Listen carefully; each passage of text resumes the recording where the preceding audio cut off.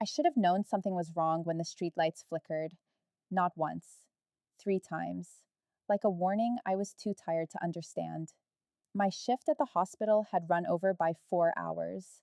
A car accident on the interstate, two teenagers with more luck than sense. I'd spent the evening threading sutures through skin that shouldn't have been torn open in the first place. My hands still smelled like antiseptic. The rain started as I pulled onto my street, not gentle, not gradual. It came down like the sky had split open and decided tonight was the night to drown everything. I parked 3 houses down from mine. That's when I saw them. Two black cars, sleek, expensive, the kind that didn't belong in our neighborhood. Water streamed down their polished hoods. No one sat inside. The engines were off, but they radiated something: intention, purpose. I sat in my car for a full minute. My heart beat too fast. My breath fogged the windshield. I told myself it was nothing, a mistake, someone visiting a neighbor, a wrong address, but my hands wouldn't release the steering wheel. The porch light was on. It always was. My father left it on every night. One of his few consistencies. The house looked normal, quiet, safe. I forced myself out of the car. The rain soaked through my scrubs in seconds. Cold, biting. I ran up the walkway. My keys jingled in my hand. My fingers fumbled with the lock. The door wasn't locked. It swung open under my touch, and everything stopped. The living room was dim. Only one lamp burned in the corner. Shadows stretched across the walls like they were reaching for something. The air felt heavy, wrong, like the moment before lightning strikes. My father knelt in the center of the room. His hands were behind his head, his shoulders hunched forward. His face was pale, wet. I couldn't tell if it was sweat or tears. A man stood over him. Tall, broad shoulders, dark suit that looked like it cost more than my entire education. His back was to me, perfectly still, perfectly controlled. I didn't breathe, couldn't breathe. My father's eyes found mine. They went wide, terrified. He opened his mouth. Grace, no, no, you need to leave. His voice cracked. I'd never heard him sound like that, not once in 24 years. The man turned, slowly, deliberately. His face was all angles, sharp jaw, dark eyes that caught the lamplight and reflected nothing back. He looked at me the way you'd look at an equation you hadn't expected, a variable that changed the entire problem. I should have run. Every instinct screamed at me to turn around, get back in my car, drive until my gas tank hit empty. But my feet stayed planted on the wet doormat. Water dripped from my hair onto the floor. Each drop sounded too loud in the silence. Who are you? My voice came out steadier than I felt. He didn't answer immediately, just studied me. His gaze moved from my face to my hospital badge, still clipped to my scrubs. Grace Mitchell, medical student, something. Shifted in his expression, so brief I almost missed it. You're the daughter.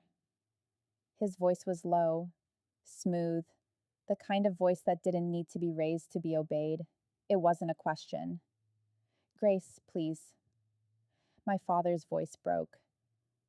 She doesn't know anything. She's not part of this. She has nothing to do with my choices. My choices. The words hung in the air like smoke. I looked at my father, really looked at him, his thinning hair, the deep lines around his eyes, the way his hands shook even though he tried to hold them still. This man had raised me in silence, in distance. We lived in the same house but existed in different worlds. He worked late, came home exhausted, spoke in single syllables. I'd learned to stop asking questions years ago. After mom left, we became strangers who shared a kitchen. What choices? I heard myself ask. Grace, don't. My father shook his head frantically. Just go, please, go to Sarah's, go anywhere. Don't come back tonight. The man in the suit tilted his head slightly, still watching me, calculating. She's already here. His words were matter of fact, final. Two other men emerged from the hallway. I hadn't seen them before. hadn't heard them. They wore similar suits, carried themselves with the same controlled stillness. My pulse hammered in my throat. Please. My father's voice dropped to a whisper, a plea. She's innocent. She's good. She saves lives. She has a future. Don't involve her in my mistakes. I'd never heard him beg before. The man in front of me didn't move, didn't blink, just kept his dark eyes fixed on my father. Your mistakes have consequences, Daniel. His tone didn't rise, didn't need to. You were given opportunities, time, chances to make this right. I tried. I swear I tried. I just need more time. Time ran out 3 months ago. The words fell like stones into water, heavy, sinking. My father made a sound, half sob, half gasp. I stepped forward. My legs moved before my brain caught up. What does he owe you? My voice was sharper now, angry. Money? Is that what this is about? The man's gaze shifted back to me. For a long moment, he said nothing, just looked at me like he was seeing through skin and bone to whatever lay beneath. Your father didn't just take something that didn't belong to him. He witnessed things he wasn't meant to see, made promises he couldn't keep. And now those promises have come due. My stomach twisted. I don't understand. You're not supposed to. Behind him, one of the other men moved toward my father. I saw my father flinch, saw his whole body tense. Wait, the word burst out of me. Just wait. Everyone stopped. The man in charge raised one hand, a small gesture, but the other men froze immediately. He turned his full attention to me. I didn't know what I was doing, didn't have a plan, but I couldn't stand there and watch whatever was about to happen, not without doing something, anything. If he owes you something, there has to be a way to fix it. My voice steadied. My medical training kicked in. Stay calm, assess, find solutions. People make mistakes, but there's always a way forward. His expression didn't change, but something flickered in his eyes. Interest, curiosity. You think you can negotiate for him? I think whatever he did, I can help fix. My father made a desperate sound. Grace, stop. You don't know what you're saying. But I couldn't stop. The words kept coming. I'm a medical student. I work at Mercy General. I have skills, connections. If this is about money, I can get loans. Figure something out. Just tell me what needs to happen. The silence that followed felt like falling. The man stepped closer, not threatening, just closing the distance. He stopped 3 feet away, close enough that I could see the exact shade of his eyes, dark brown, almost black. You'd put yourself in debt for him? His voice dropped lower. A father who barely knows you exist?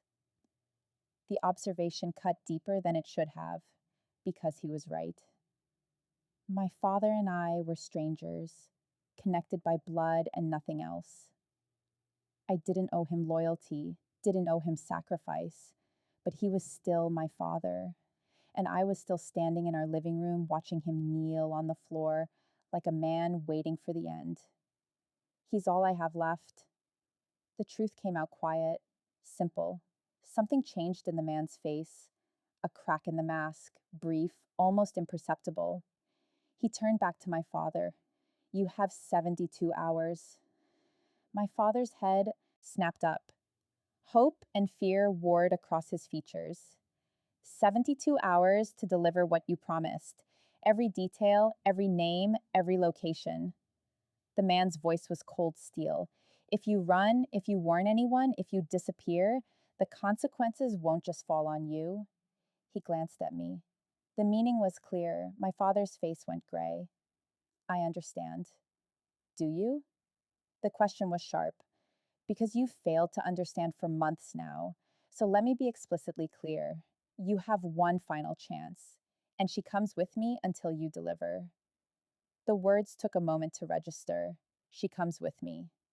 What? I breathed. No.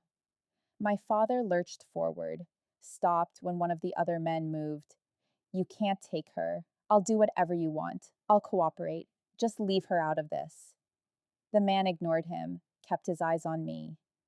"You offered to help fix his mistakes. Consider this the price." My heart slammed against my ribs. "You're taking me hostage. I'm keeping you safe." His tone didn't waver. "Your father has enemies beyond me, people who would use you to hurt him. Or worse, with me, you're protected. Without me, you're exposed." That's insane. That's reality. He moved toward the door. One of the other men gestured for me to follow. I looked at my father. He was still on his knees, still shaking. But now his eyes held something else besides fear. Guilt. "I'm sorry." His voice broke. "Grace, I'm so sorry." I wanted to scream, to demand answers, to understand how my normal life had shattered in the span of 10 minutes.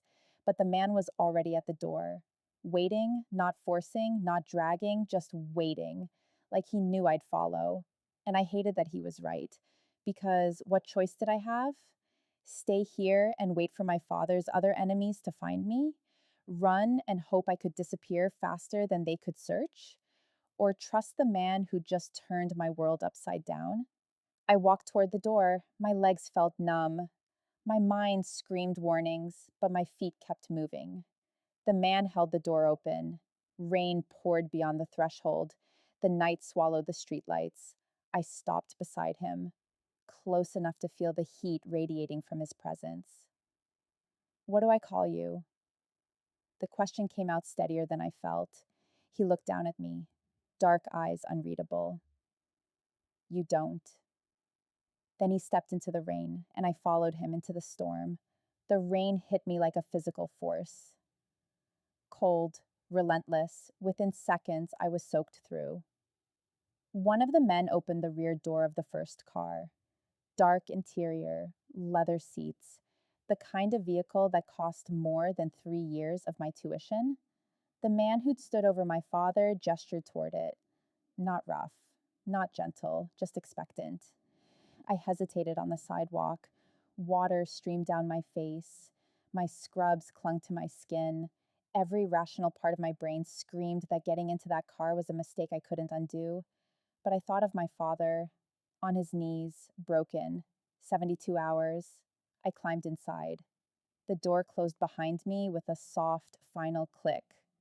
The man slid in beside me, not touching, but close enough that I felt the space between us like electricity. He smelled like expensive cologne and rain and something else I couldn't name. Control, maybe? Power. The driver pulled away from the curb smoothly. No hurry, no rush, like we weren't fleeing the scene of my kidnapping. I pressed myself against the opposite door, watched my house disappear in the side mirror. The porch light still glowed. Warm, familiar, a lie of safety. We drove in silence. I counted the streetlights, tried to memorize the route.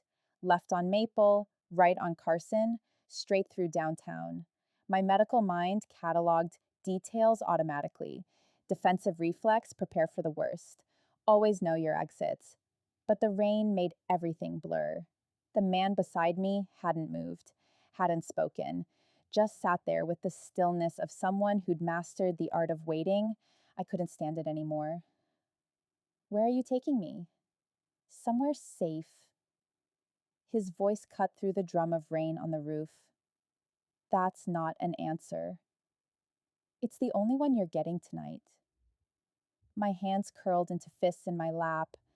Anger burned through the fear, hot, sharp. "You can't just take people. There are laws, rules." I could scream, fight. Someone would notice. He turned his head slightly, looked at me. His expression was almost curious. "You could," he agreed quietly, "but you won't." "You sound very sure of that." "I am." The certainty in his voice made my stomach clench. Because he was right, I wouldn't scream, wouldn't fight. Not yet. Not while my father's 72 hours ticked away. Not while I still didn't understand what danger I was actually in. "Why are you doing this?" I asked instead. "If my father owes you something, taking me doesn't help you get it." "Doesn't it?" He's terrified. People don't think clearly when they're terrified. Your father has been thinking clearly for months. It hasn't motivated him to act? He shifted slightly. The leather seat creaked. Sometimes people need consequences to become honest. So I'm a consequence. Your insurance. The words settled over me like ice. We turned onto the highway. The city lights faded behind us. Trees pressed close on either side, dark shapes against darker sky. My father's not a bad person. I didn't know why I said it, didn't even know if I believed it anymore. The man didn't respond immediately. When he did, his voice was softer, almost thoughtful. Good and bad are luxuries, Grace. Most people exist in between. Your father made choices, some to protect, some to survive, some out of fear. He paused. The reasons don't change what's owed. Hearing him say my name sent a shiver down my spine. I wrapped my arms around myself. The car's heater poured warmth into the cabin, but I couldn't stop shaking. I don't even know what he did. No, you don't. Are you going to tell me? Not tonight. Frustration burned in my chest. You're taking me hostage and won't even tell me why.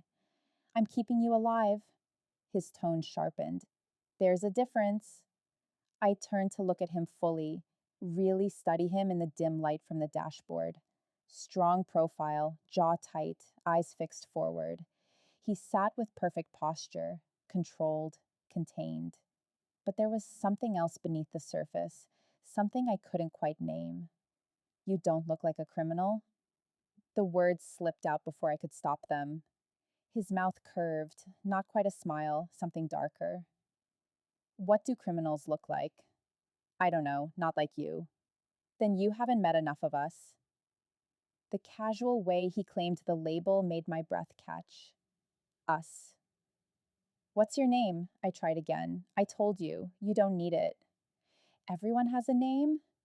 Names create connections. Connections create complications. He glanced at me. You don't want to be connected to me, Grace. But I already was. The moment I walked through my front door tonight, I'd become connected to whatever dark world my father had been hiding from me.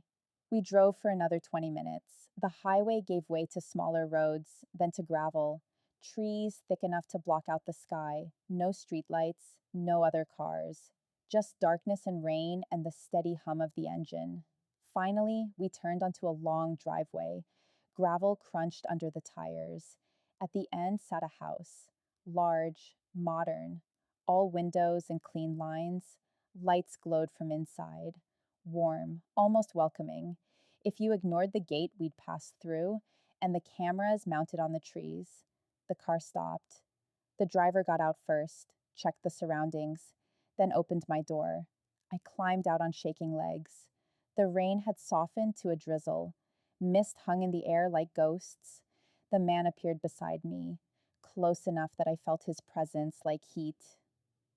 Inside, not a command, not quite, but not a suggestion either. I walked toward the house. Each step felt surreal, like I was watching myself from a distance. This couldn't be real, couldn't be happening. 4 hours ago, I'd been suturing teenagers, living my normal life.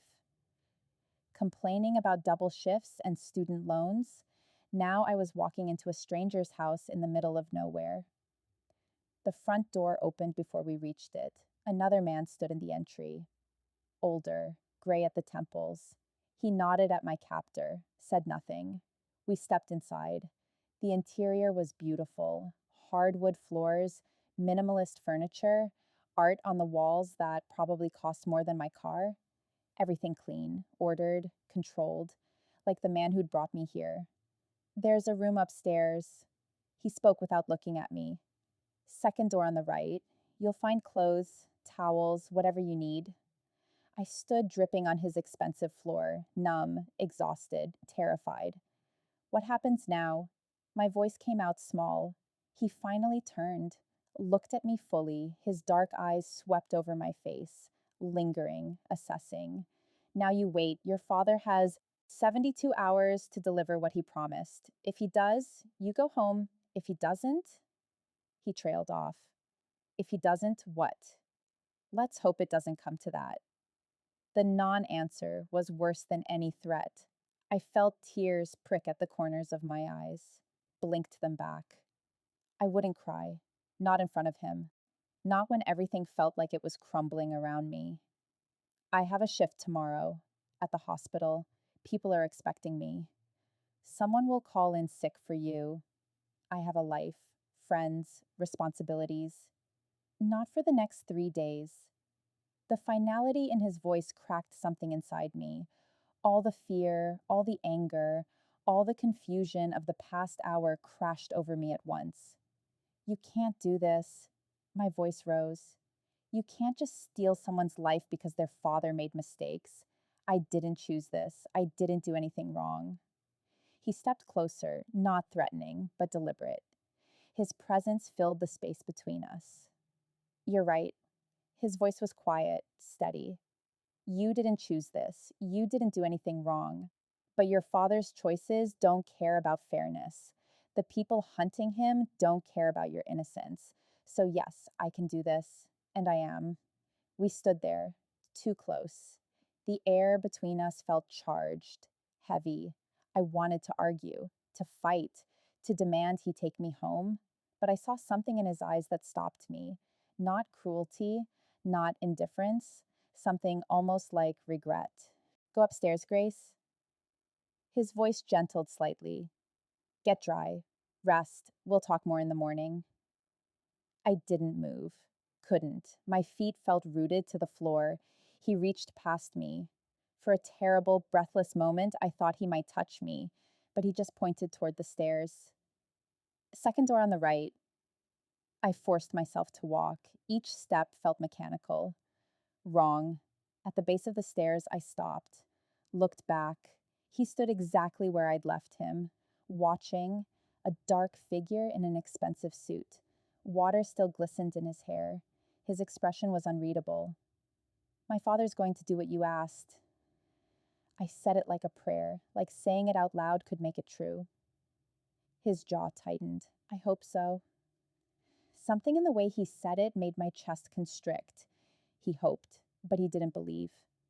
I climbed the stairs, found the second door on the right, pushed it open. The room was simple, clean. A bed with white sheets, a dresser, a window that probably didn't open, clothes laid out on the bed, soft things, comfortable things, in exactly my size. He'd known. Before tonight, before he came to my house, he'd known he might bring me here. The realization made me feel sick. I closed the door, locked it, then stood in the center of the room, dripping water onto the hardwood floor. My phone. I reached for my pocket, but of course it was gone, taken some time between the car and here, so smoothly I hadn't even noticed. No phone, no way to call for help, no one who knew where I was truly alone. The tears came then, hot, silent. I sank onto the edge of the bed and let them fall, let myself break, just for a moment, just until I could breathe again. Through the door, I heard footsteps, voices, the sound of the house settling around me, and beneath it all, a question that wouldn't stop echoing. Who was my father? What had he done? And why did I feel like the man downstairs was just as trapped as I was?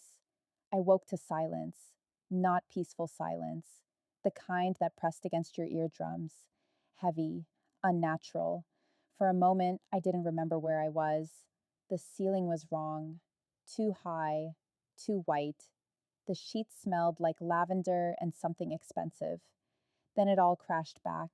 My father on his knees, the man in the dark suit, the rain, this house in the middle of nowhere. 72 hours. I sat up too fast. My head spun. Pale morning light filtered through gauzy curtains. I was still wearing the clothes I'd found on the bed last night. Soft gray pants, a white shirt, both fit perfectly. That detail still bothered me. My wet scrubs lay folded on a chair. Someone had come in while I slept, moved things, been in this room with me, unconscious and vulnerable. The thought made my skin crawl. I stood on shaking legs, crossed to the window, looked out, trees. Endless trees, a gravel driveway cutting through green, the gate I'd seen last night, no other houses visible, no neighbors, no signs of civilization, just isolation. I tried the window. Locked, of course. The doctor wasn't locked, though. I checked 3 times before finally collapsing into exhausted sleep around 3 in the morning. He'd said I wasn't a prisoner. But what else do you call someone who can't leave? I pressed my ear to the door, listened. Footsteps, distant. Someone moving downstairs, the clink of dishes, the soft murmur of voices too low to understand. My stomach twisted with hunger. I hadn't eaten since my break at the hospital. 17 hours ago, a lifetime ago. I needed to think, to plan, to figure out how to survive the next 3 days. But first, I needed food. I opened the door slowly, stepped into the hallway. Hardwood floors stretched in both directions. More doors, all closed.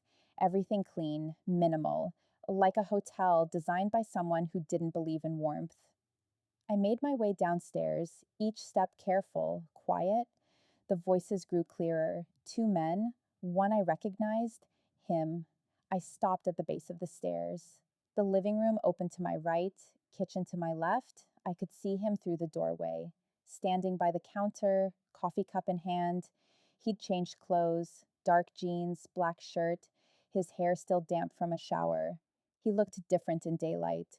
Less like a nightmare, more real, more dangerous somehow. The other man sat at the kitchen table, older, the one who'd opened the door last night, gray at his temples, reading something on a tablet. She'll want answers. The older man's voice was low, careful. She won't get them, not yet. That's not sustainable. She's not stupid. No. A pause. She's not. Something in his tone made my breath catch. I stepped into the doorway. Both men looked up. The older one's expression stayed neutral, professional. But the other man, the one who'd taken me, his dark eyes found mine and held. You're awake. Not a question. Hard to sleep when you've been kidnapped. My voice came out steadier than I felt. The corner of his mouth twitched, almost a smile. Almost. There's coffee, food in the refrigerator. Help yourself. He said it so casually, like I was a house guest, like this was normal. I moved into the kitchen, kept distance between us, poured coffee with hands that wanted to shake. The cup was warm, real, something to anchor to. How's my father? The question burst out before I could stop it. Alive, for now. The casual way he said it made anger flare hot in my chest. That's all you're going to tell me? That's all you need to know. I set the coffee cup down too hard. Liquid sloshed over the rim. I need to know why I'm here, what he did, what happens if he doesn't deliver whatever you want. I need to know something. The older man stood, glanced at his boss. Some silent communication passed between them. I'll check the perimeter. He left without another word. Then it was just us. The man, I still didn't have a name for him, leaned against the counter, studied me with those unreadable dark eyes. Your father witnessed a transaction 8 years ago. His voice was quiet, controlled. People died, money moved, power shifted. He saw things he wasn't supposed to see. I wrapped my arms around myself. So why didn't they just... I couldn't say the word. Kill him? He said it for me. No emotion, just fact. They tried. Your mother got in the way. The room tilted. My mother. I gripped the counter, forced myself to breathe. What does that mean? He was quiet for a long moment. When he spoke, something had shifted in his tone. Softer, almost gentle. It means your father made a deal, his silence for her safety. But deals with dangerous people have expiration dates. Where is she? My voice cracked. My mother, where is she? I don't know. You're lying. I'm not. He set his coffee cup down. She'd disappeared 7 years ago, after the arrangement fell apart. Some people think she's dead, others think she ran. Your father probably knows, but he's never told anyone. I felt like I was drowning all these years, all the times I'd asked my father where mom went, why she left. He'd said she just couldn't handle being a mother anymore, that she'd chosen freedom over family. I'd believed him, hated her for it, and it was all a lie. He let me think she abandoned us. Tears burned behind my eyes. I blinked them back. For 7 years. He was protecting you in his own broken way. By lying, by keeping you out of it. He moved closer, not threatening, just closing the distance. If you'd known the truth, you would have asked questions, looked for her, and the people hunting your father would have noticed. The logic was cold, brutal, and probably right. I sank into a chair, put my head in my hands. This can't be real. It is. Normal people don't live like this, in fear, in secrets. Your father stopped being normal the night he witnessed that transaction. He pulled out the chair across from me, sat. And you stopped being normal the moment I walked into your house. I looked up at him, really looked, past the expensive clothes and controlled demeanor, searching for something human underneath. Why did you take me? If my father's the one who owes you, why am I here? His jaw tightened. For a moment, he didn't answer. Because your father needs motivation, and because there are others who want him dead more than I do, others who would use you to hurt him. So you took me first. Yes, that's insane. That's survival. We sat in silence. The morning sun stretched across the kitchen table. Outside, birds sang. Normal sounds, like the world hadn't ended. A memory surfaced. Sudden, sharp. My father's late nights. The way he'd check the locks 3 times before bed. How he never talked about his past. Never had friends over. Never let me post pictures online with location tags. I'd thought he was just paranoid, overprotective. Now I understood. He'd been terrified for years. I need to call the hospital, I said finally. Tell them I'm not coming in, they'll worry.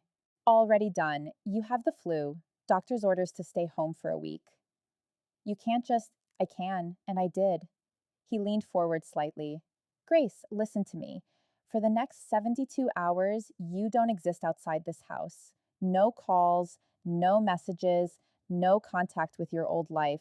It's the only way to keep you safe. Safe from who? People who make me look merciful. The way he said it sent ice down my spine. I stood abruptly, needed to move, needed space. I paced to the window, looked out at the trees. What if I tried to leave? You wouldn't make it to the gate. Because you'd stop me? Because they would. I turned. They who? He rose from the chair, moved to stand beside me, not touching, but close enough that I felt the heat of him. There are 3 groups watching your father. One wants him dead for what he saw. One wants him alive for what he knows. One wants to use him to get to someone else. His voice dropped lower. All 3 know about you now. If you run, they'll find you before sunrise. Is that what you want?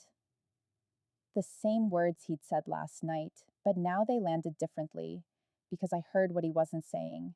I wasn't locked in to keep me captive. I was locked in to keep them out.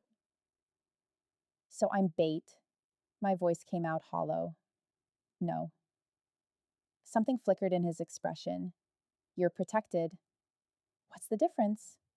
He looked at me then, really looked. His dark eyes swept over my face like he was memorizing features. When he spoke, his voice was barely above a whisper. The difference is that bait gets used and thrown away. Protection means I'll burn everything down before I let them touch you. My heart stopped, then started again, too fast. The intensity in his gaze was almost physical. I couldn't look away, couldn't breathe. Why? The word came out broken. You don't even know me. Why would you protect me? His jaw clenched. For a moment, I thought he wouldn't answer. Then he stepped back, put distance between us. The mask of control slid back into place. Because your father's debt doesn't transfer to you, because you're innocent in this, and because he stopped, shook his head. It doesn't matter why, it just is. But it did matter. I could see it in the tension of his shoulders, the way he wouldn't quite meet my eyes anymore. Something else was happening here, something he wasn't saying. Before I could push, footsteps sounded from the hallway. The older man returned. Call for you, line 3. The change was instant. The man beside me transformed, became someone harder, colder. He nodded once and left the kitchen without another word. I stood alone by the window, heart still racing, mind spinning. The older man cleared his throat. I'd forgotten he was there. You should eat something. His voice was kind, almost fatherly. It's going to be a long 3 days. I turned to look at him. What's his name? The man smiled, sad, knowing. If he wanted you to know, he would have told you. Everyone has a name. People in our world have lots of names, none of them real. He moved to the refrigerator, started pulling out food, eggs, bread, cheese. What matters isn't what we're called, it's what we choose to do. And what has he chosen to do? The man cracked eggs into a pan. The sizzle filled the silence. He chose to bring you here instead of leaving you exposed. That should tell you something. It tells me he needs leverage over my father. If that's all it was, there were easier ways. He glanced at me over his shoulder. Ways that didn't involve him breaking every rule he's lived by for 20 years. My breath caught. What do you mean? But he just smiled, turned back to the stove. Eat, rest, don't try to leave, and maybe try to trust that not everyone in the dark is your enemy. He slid a plate of food across the counter.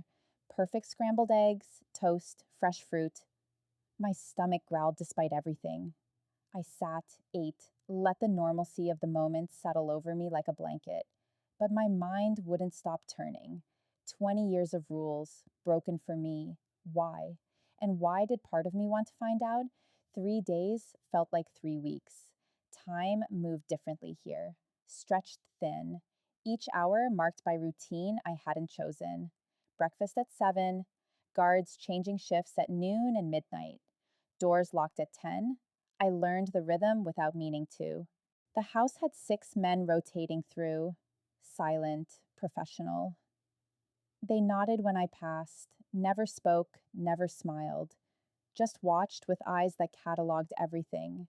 He was different. I still didn't have a name for him. The older man, I'd learned his name was Marcus, called him Sir, or nothing at all. The others just waited for orders that came in quiet words or subtle gestures. He moved through the house like a shadow, there one moment, gone the next.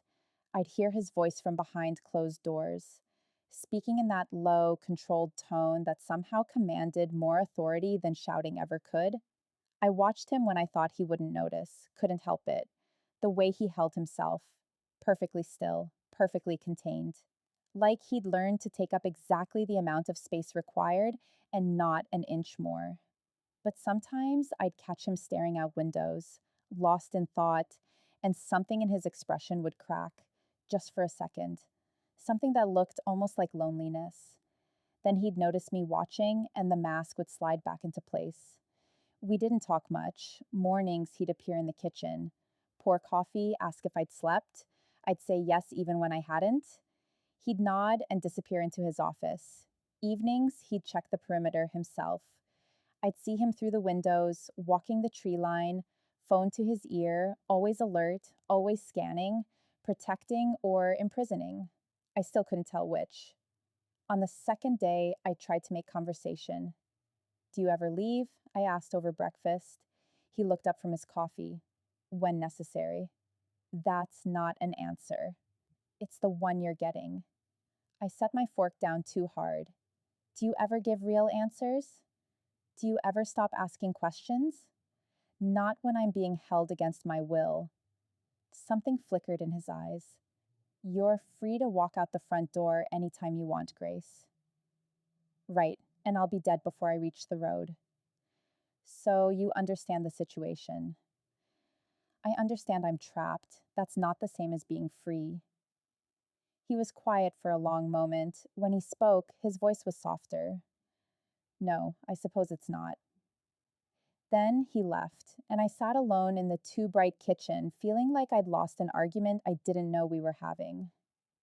Marcus found me an hour later in the library, because of course this house had a library, floor to ceiling books, leather chairs, a fireplace that probably cost more than my entire college tuition.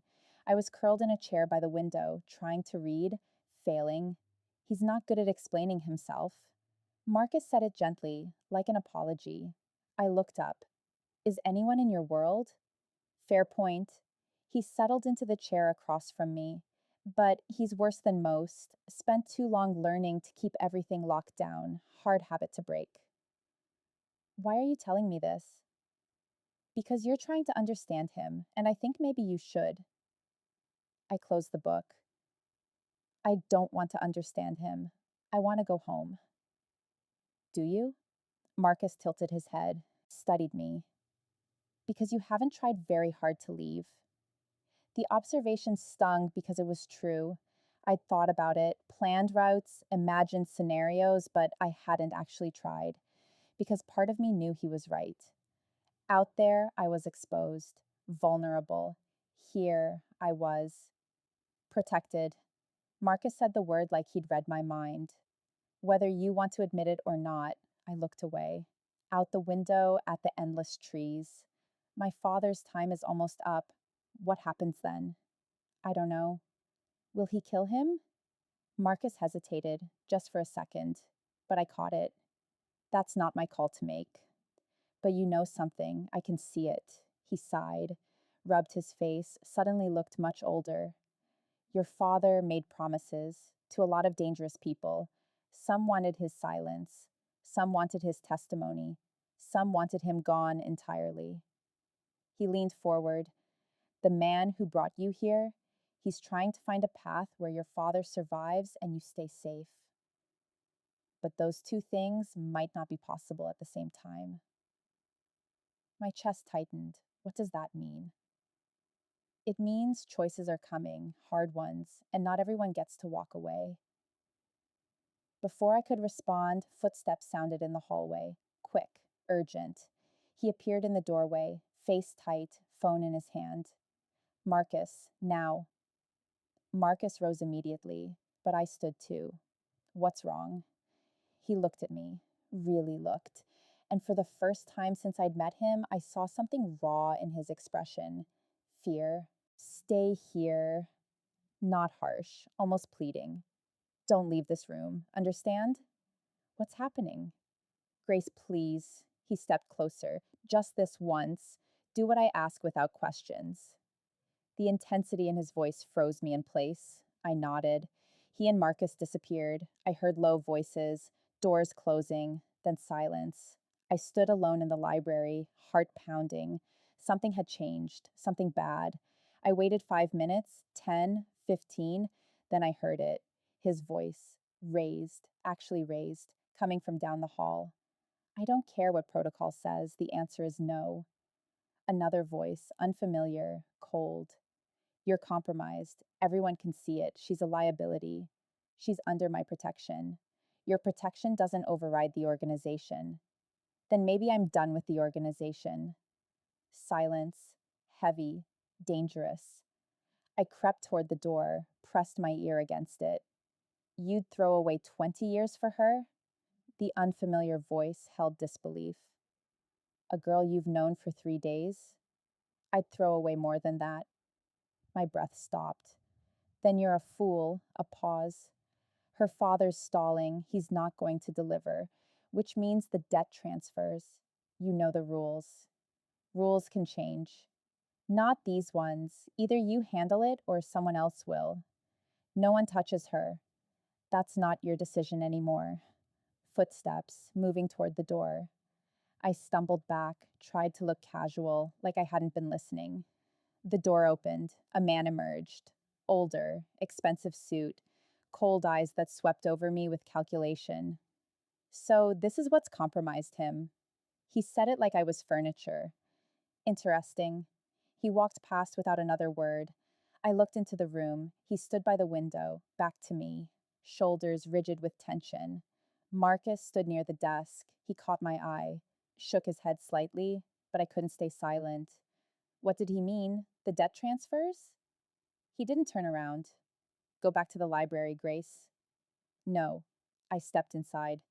Tell me what's happening, what rules, what debt. This doesn't concern you? Like hell it doesn't. He was talking about me.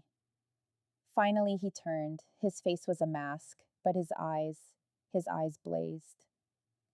Your father has 48 hours left. If he doesn't deliver, there are consequences. That's all you need to know.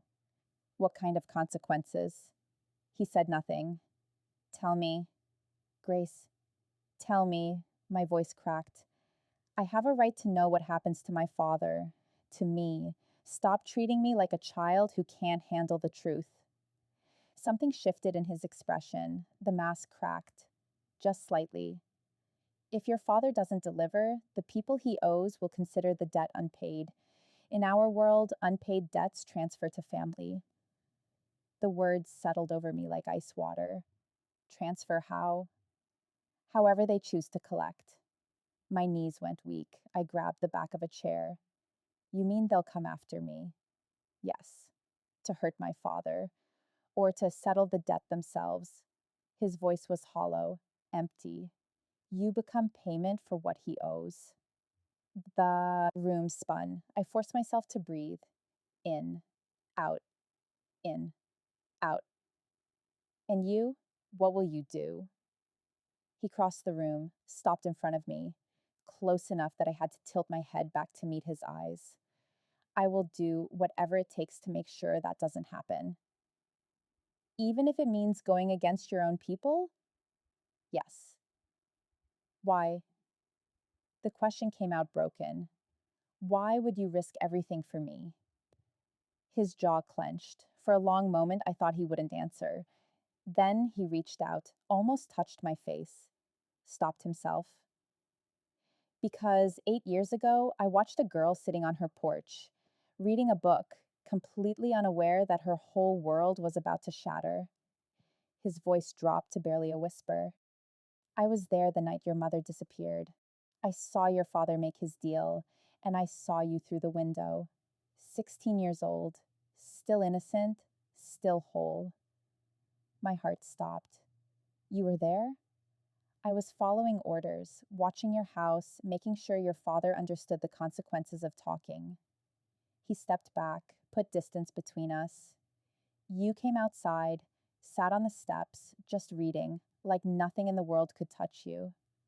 I remembered that night, vaguely, the last normal night before Mom stopped coming home. I was reading Jane Eyre. The details surfaced from nowhere. I know. His smile was sad, broken. You were so absorbed you didn't hear your mother leave through the back door, didn't see the car that took her, just sat there reading while your life changed forever. Tears burned my eyes. And you did nothing. I was following orders. I was younger, stupider. I thought if I just did my job well enough, eventually I'd stop feeling things. He ran a hand through his hair. But I never forgot you. That image. Your complete trust that the world was safe, that nothing bad could reach you. Why does that matter now? He looked at me then. Really looked. And what I saw in his eyes made my breath catch.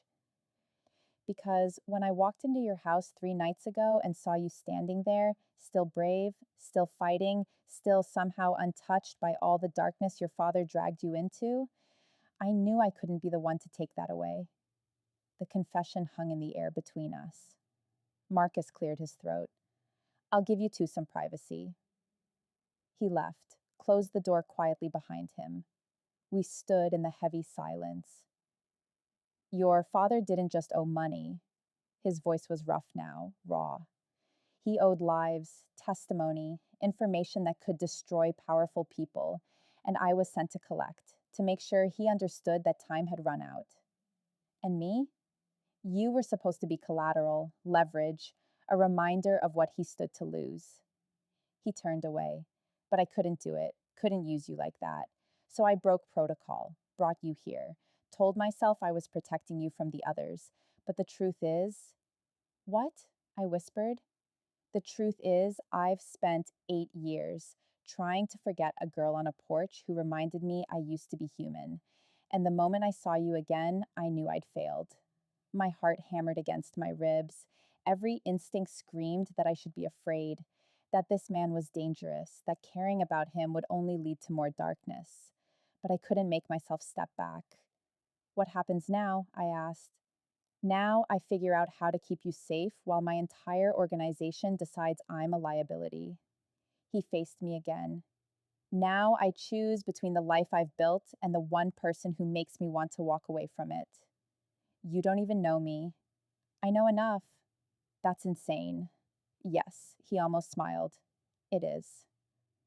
We stood there, too close, not close enough. The air between us felt electric, charged with everything we weren't saying. Then his phone buzzed. He glanced at it, his expression darkened. What? I asked. Your father, he's reached out. He wants to make a deal. Hope flared in my chest. That's good, right? Depends on the deal. He typed something, sent it. Get some rest. Tomorrow's going to be complicated. More complicated than the last 3 days?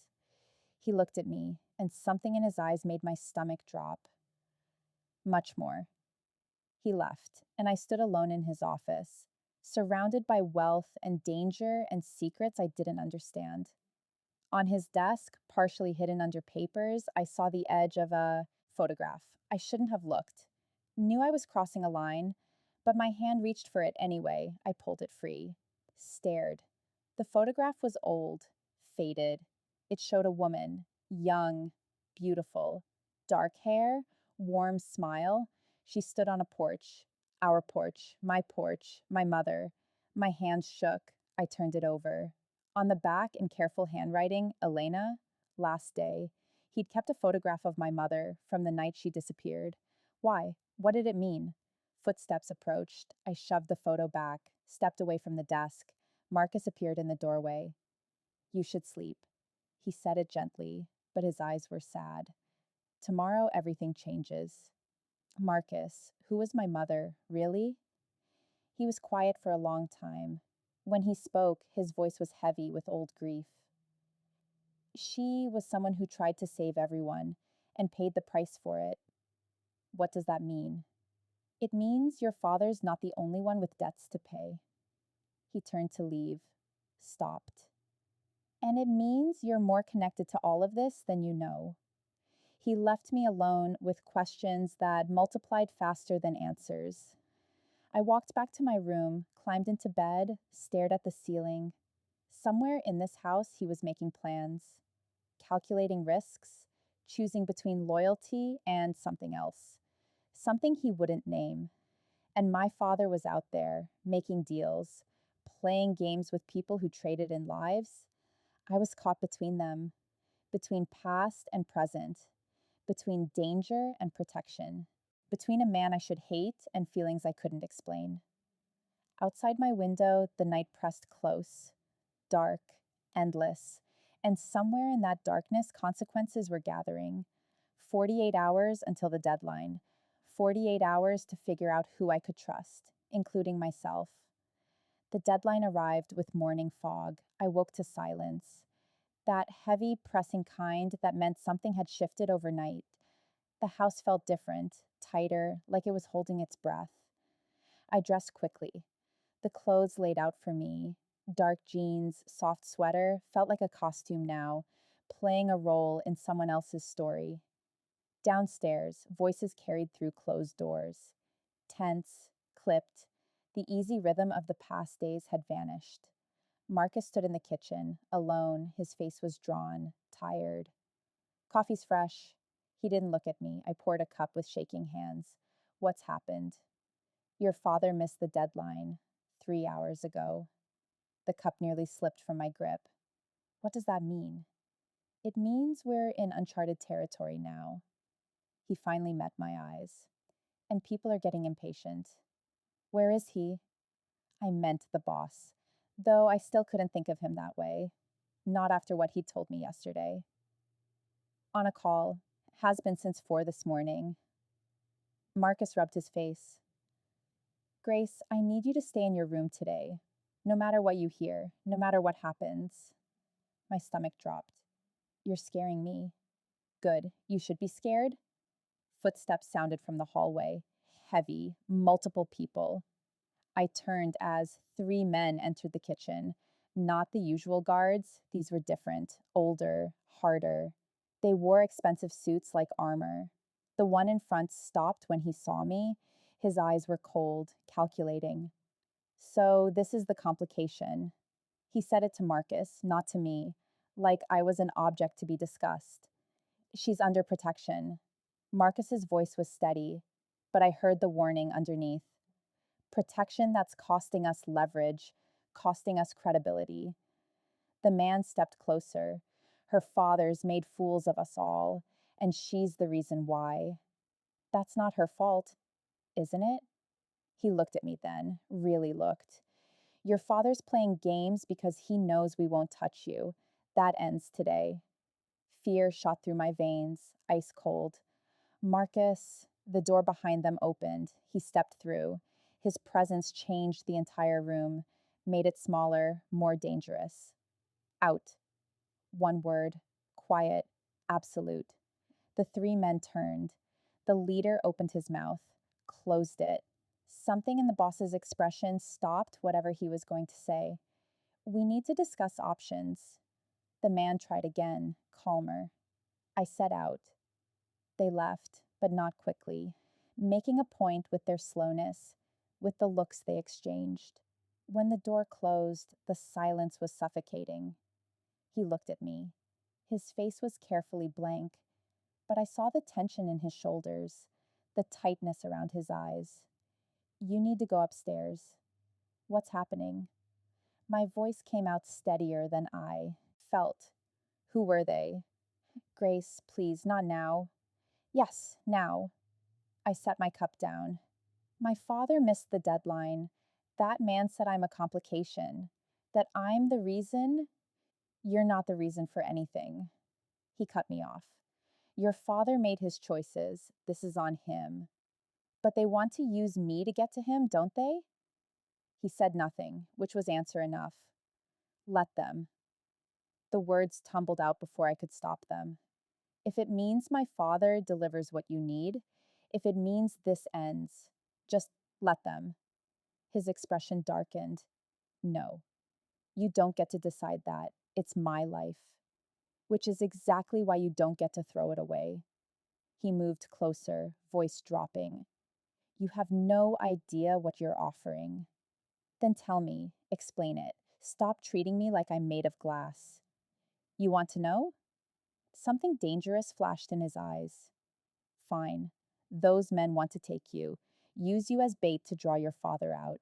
And when he shows up, if he shows up, they'll use you to make him talk, to make him suffer. And when they're done, when they have what they need, you become a loose end. The words hit like physical blows. And you, I whispered, what would you do?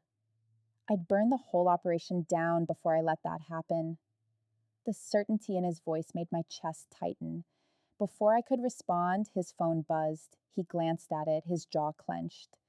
They're calling a meeting, full council, 2 hours. He looked at Marcus. Get her somewhere safe, somewhere they can't find. There's nowhere they can't find, Marcus said quietly. You know that. Then improvise. He turned back to me. You listening? Whatever happens in the next few hours, you stay with Marcus. You do exactly what he says. Understand? What are you going to do? Whatever I have to. He headed for the door. I grabbed his arm without thinking. He froze, looked down at where my hand touched his sleeve. Don't do anything stupid. The words came out raw, honest. Please. His eyes met mine. For a moment, the mask slipped completely. I saw everything he'd been hiding: fear, anger, something that looked dangerously like hope. I'm way past stupid, Grace. His voice was soft, almost gentle. I crossed that line the moment I brought you here. Then he was gone. Marcus moved immediately. Come on, we need to go. Go where? Does it matter? He was already heading for the back hallway. Move. I followed. Through corridors I hadn't seen before. Downstairs that smelled like earth and old concrete. We emerged in a garage. 3 cars, all dark, all expensive. Marcus opened the door of the middle one. Get in. Marcus, what's happening? Really happening? He paused, hand on the door.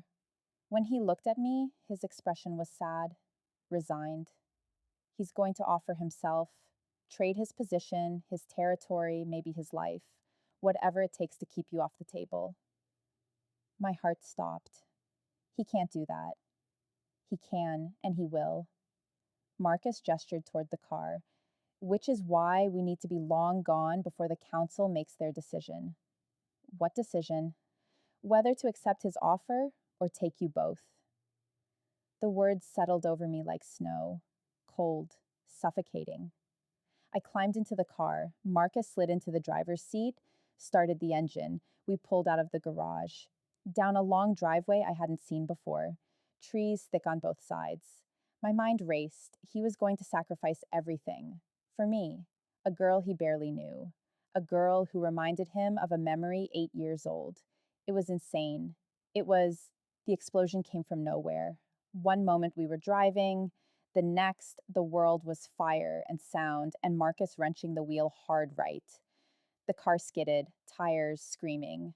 We crashed through underbrush, hit something hard. My head slammed against the window, everything went white, then red, then nothing. I came to slowly, head pounding, metallic taste in my mouth. The car was stopped, tilted. Marcus slumped over the wheel. Marcus? My voice sounded far away, muffled. He groaned, moved slightly. Blood ran down the side of his face. Out, he managed. Get out. Run. I'm not leaving you. Grace, run. Footsteps, crunching through broken glass and debris, multiple sets. My door wrenched open, hands grabbed me, pulled me from the car. I fought, kicked, screamed. A voice, cold, familiar. Stop struggling. You're only making this harder. The man from the kitchen, the one who'd called me a complication. 2 others held Marcus. He was conscious but dazed, blood covered, half his face. Let him go, I heard myself say. This is about me. Let him go. The man smiled. It didn't reach his eyes. It's about leverage, sweetheart, and you just became very valuable. A car pulled up, black, sleek. They dragged me toward it. Wait, I tried to plant my feet. Please, just wait. Your fathers had long enough to do the right thing. Time for consequences. They shoved me into the back seat. One man climbed in beside me. The other took the driver's seat. Through the window, I saw Marcus. On his knees now, hands behind his head, the third man standing over him. Marcus, I screamed it, threw myself against the door. The man beside me grabbed my arm, hard. Sit still or this gets much worse. The car started moving. I watched through the rear window as Marcus and the wreckage disappeared into the trees. My whole body shook. Adrenaline, terror, rage. Where are you taking me? Somewhere your father can find you? Eventually. The driver met my eyes in the rearview mirror. Assuming he cares enough to look, he'll look. Will he? The man beside me leaned back. Casual, like we were discussing weather. Man's been playing games for days, using you as a shield. Maybe he's not as devoted as you think. I said nothing, just stared out the window, trying to memorize the route, the turns, anything that might help later, if there was a later. We drove for 30 minutes, left the forest, hit highway, then back roads, then gravel. Finally, we stopped. A warehouse. Old, industrial, the kind of place that had been abandoned for years. They pulled me from the car. Inside, the space was massive. empty except for a few chairs, some equipment I didn't want to identify. They sat me in one of the chairs, the man from the kitchen crouched in front of me, eye level. Here's how this works. We're going to call your father, tell him where you are, and he's going to deliver what he owes. He tilted his head. Or he's going to watch you pay his debts instead. He doesn't have what you want. If he did, he would have given it to you. Then he better figure out how to get it, fast. He stood, pulled out a phone, dialed. I heard it ring. Once, twice, then a voice, distant, tinny, my father. Hello? Daniel, we have your daughter. Silence, heavy, terrible. You're lying. Am I? He held the phone toward me. Say hello, Grace. I could refuse, could stay silent, but what would that accomplish? Dad, my voice cracked. I'm okay. The man pulled the phone back. You have 12 hours, deliver the files, all of them, or we start sending her back to you in pieces. He hung up, looked at me, smiled that terrible smile. Now we wait. They left me in the chair, tied my hands behind me. Not tight enough to hurt, but secure enough that I couldn't slip free. One guard stayed. Young, maybe 25. He stood by the door, wouldn't meet my eyes. You don't have to do this. I said it quietly. You could just let me go. Can't do that. Why? What did I do to deserve this? Nothing. He finally looked at me. But your father did, and someone's got to pay. That's insane, punishing me for his mistakes. Welcome to the world, sweetheart. Nothing fair about it. He was right. I knew he was right, but I couldn't accept it. Hours passed. The warehouse grew colder as the sun moved. I lost track of time, focused on breathing, on staying calm, on not thinking about what would happen if my father didn't deliver. Footsteps, multiple, coming fast. The door burst open. He stood there, dark suit, hair disheveled, eyes blazing. He looked like violence barely contained. Behind him, Marcus, bloodied but upright. The guard by the door reached for something, never got there. Marcus moved, fast, efficient. The guard hit the floor, unconscious. Then he was in front of me, hands on my face, checking for injuries. Are you hurt? His voice was rough, urgent. I shook my head, couldn't speak. He cut the ropes, pulled me to my feet. For a moment, he just held me, his hand pressed against my back. Solid, real. I've got you. He set it into my hair. You're safe. I've got you. More footsteps, running, shouting. We need to move. Marcus was at the door. They know we're here. He pulled back, looked at me. His eyes searched mine like he was memorizing my face. Stay behind me, no matter what. Understand? I nodded. We ran. Through the warehouse, past equipment, through corridors that all looked the same. Behind us, voices, getting closer. We burst through a side door into fading daylight. A car waited, engine running. He shoved me toward it. Get in, now. I climbed into the back. He slid in beside me. Marcus took the driver's seat. We peeled out, gravel spraying. I looked back, saw figures emerging from the warehouse, saw cars starting. They're following. I know. Marcus's voice was grim. Can you lose them? I'm going to try. The next 10 minutes were a blur. Sharp turns, speed that pressed me back into the seat. He kept his arm around me, holding me steady. Finally, the cars behind us fell away. We turned onto a highway, blended into traffic. Marcus's shoulders dropped slightly. I think we're clear. In the back seat, I started shaking. Couldn't stop. All the adrenaline, all the terror. It came crashing down at once. Hey, hey, look at me. His hands framed my face, gentle. You're okay, you're safe. They were going to. I couldn't finish. But they didn't. You're here, with me. His thumb brushed my cheek. I'm sorry. God, Grace, I'm so sorry. I should have protected you better. This isn't your fault. Yes, it is. His voice was raw. Everything that's happened to you is my fault. From the moment I walked into your house, I brought you into this. I put you in danger. You also saved me. After putting you at risk in the first place, I grabbed his wrists, held on. They weren't there for my father anymore, were they? His expression darkened. No. They were there for me because I swallowed hard, because I'm what they want now. He pulled me closer, pressed my face against his chest. His heart hammered beneath my ear. They can want whatever they like. They're never getting near you again. You can't promise that. Watch me. Marcus caught my eye in the rearview mirror. His expression was troubled, sad. He knew something I didn't, something bad. Where are we going? I asked. Somewhere they won't think to look. The boss's voice was quiet. Somewhere I can keep you safe while I figure out how to end this. End it how? He didn't answer, just held me tighter, and I realized with sudden, terrible clarity what Marcus's expression meant, what the boss was planning. He was going to make himself the target, draw all the attention, all the danger, trade himself for my safety. No, I pulled back. Whatever you're thinking, no. Grace, I see it in your face. You're planning something.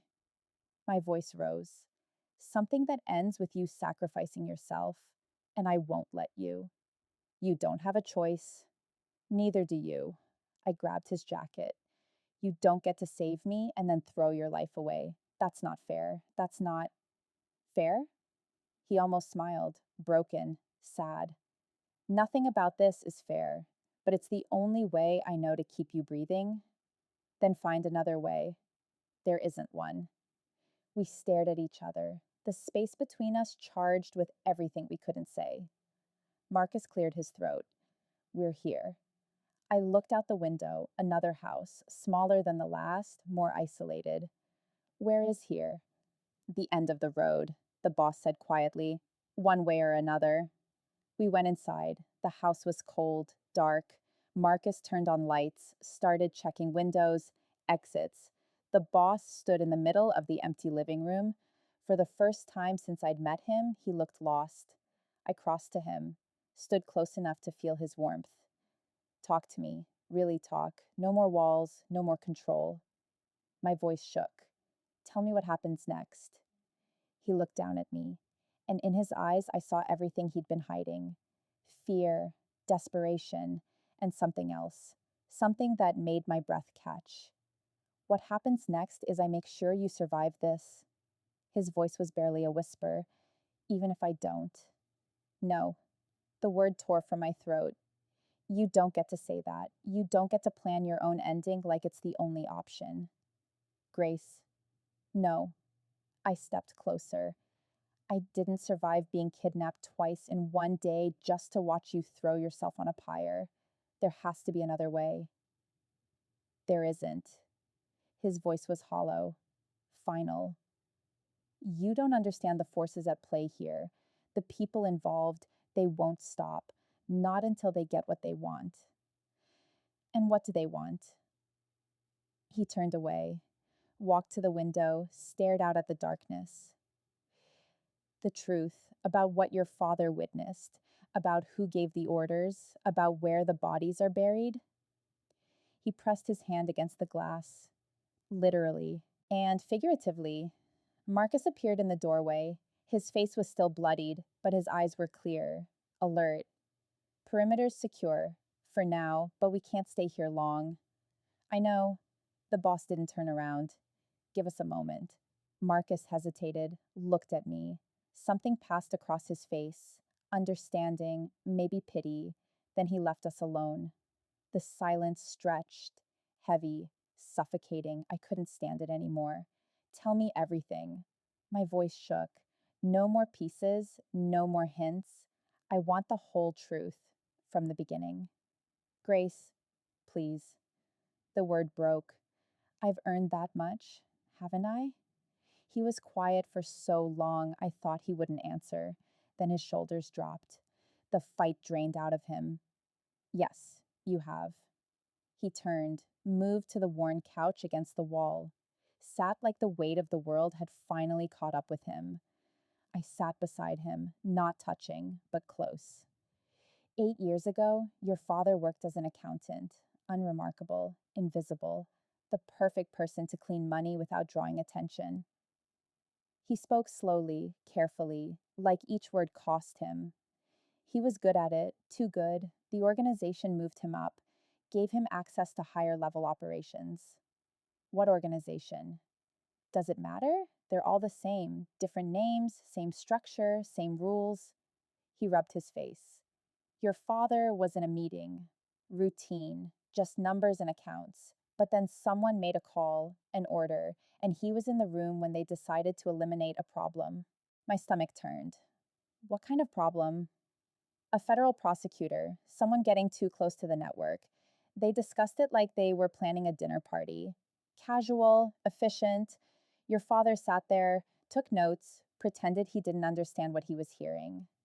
But he did. He did. The boss looked at me. And 3 days later, that prosecutor and his wife died in a car accident. Brake failure. Very tragic. I felt sick. My father knew it was them. He knew, and he kept quiet, kept working, kept pretending. He paused.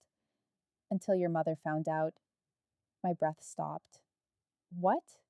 Your mother. She found documents, payments, records of things that shouldn't exist, and she confronted him.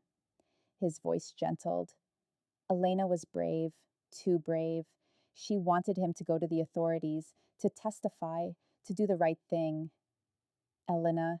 My mother's name in his mouth felt wrong, too intimate. How do you know her name? He stood, walked to his jacket hanging by the door, pulled out a wallet. From it, he drew a photograph, the same one I'd seen on his desk.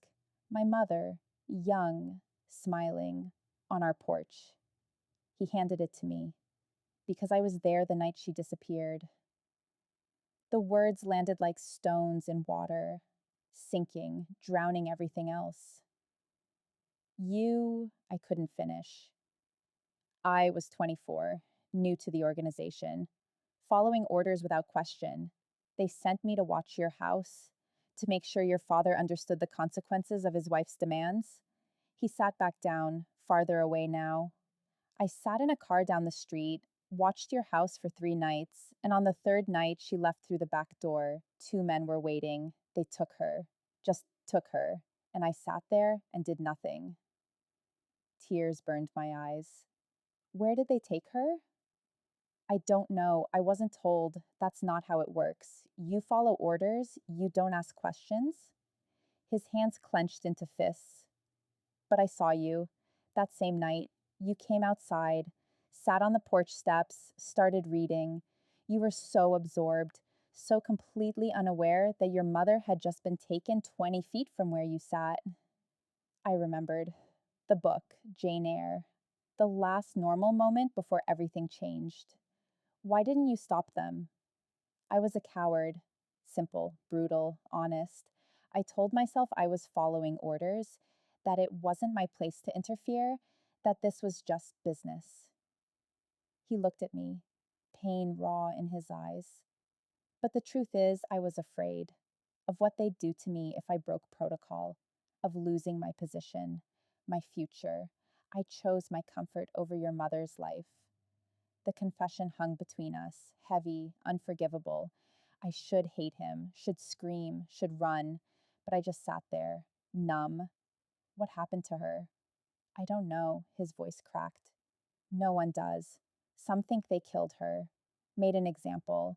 Others think she's in hiding somewhere, under a new name, a new life. He paused. Your father probably knows, but he's never told anyone, not even you. Because telling me would put me in danger. Yes. I looked down at the photograph.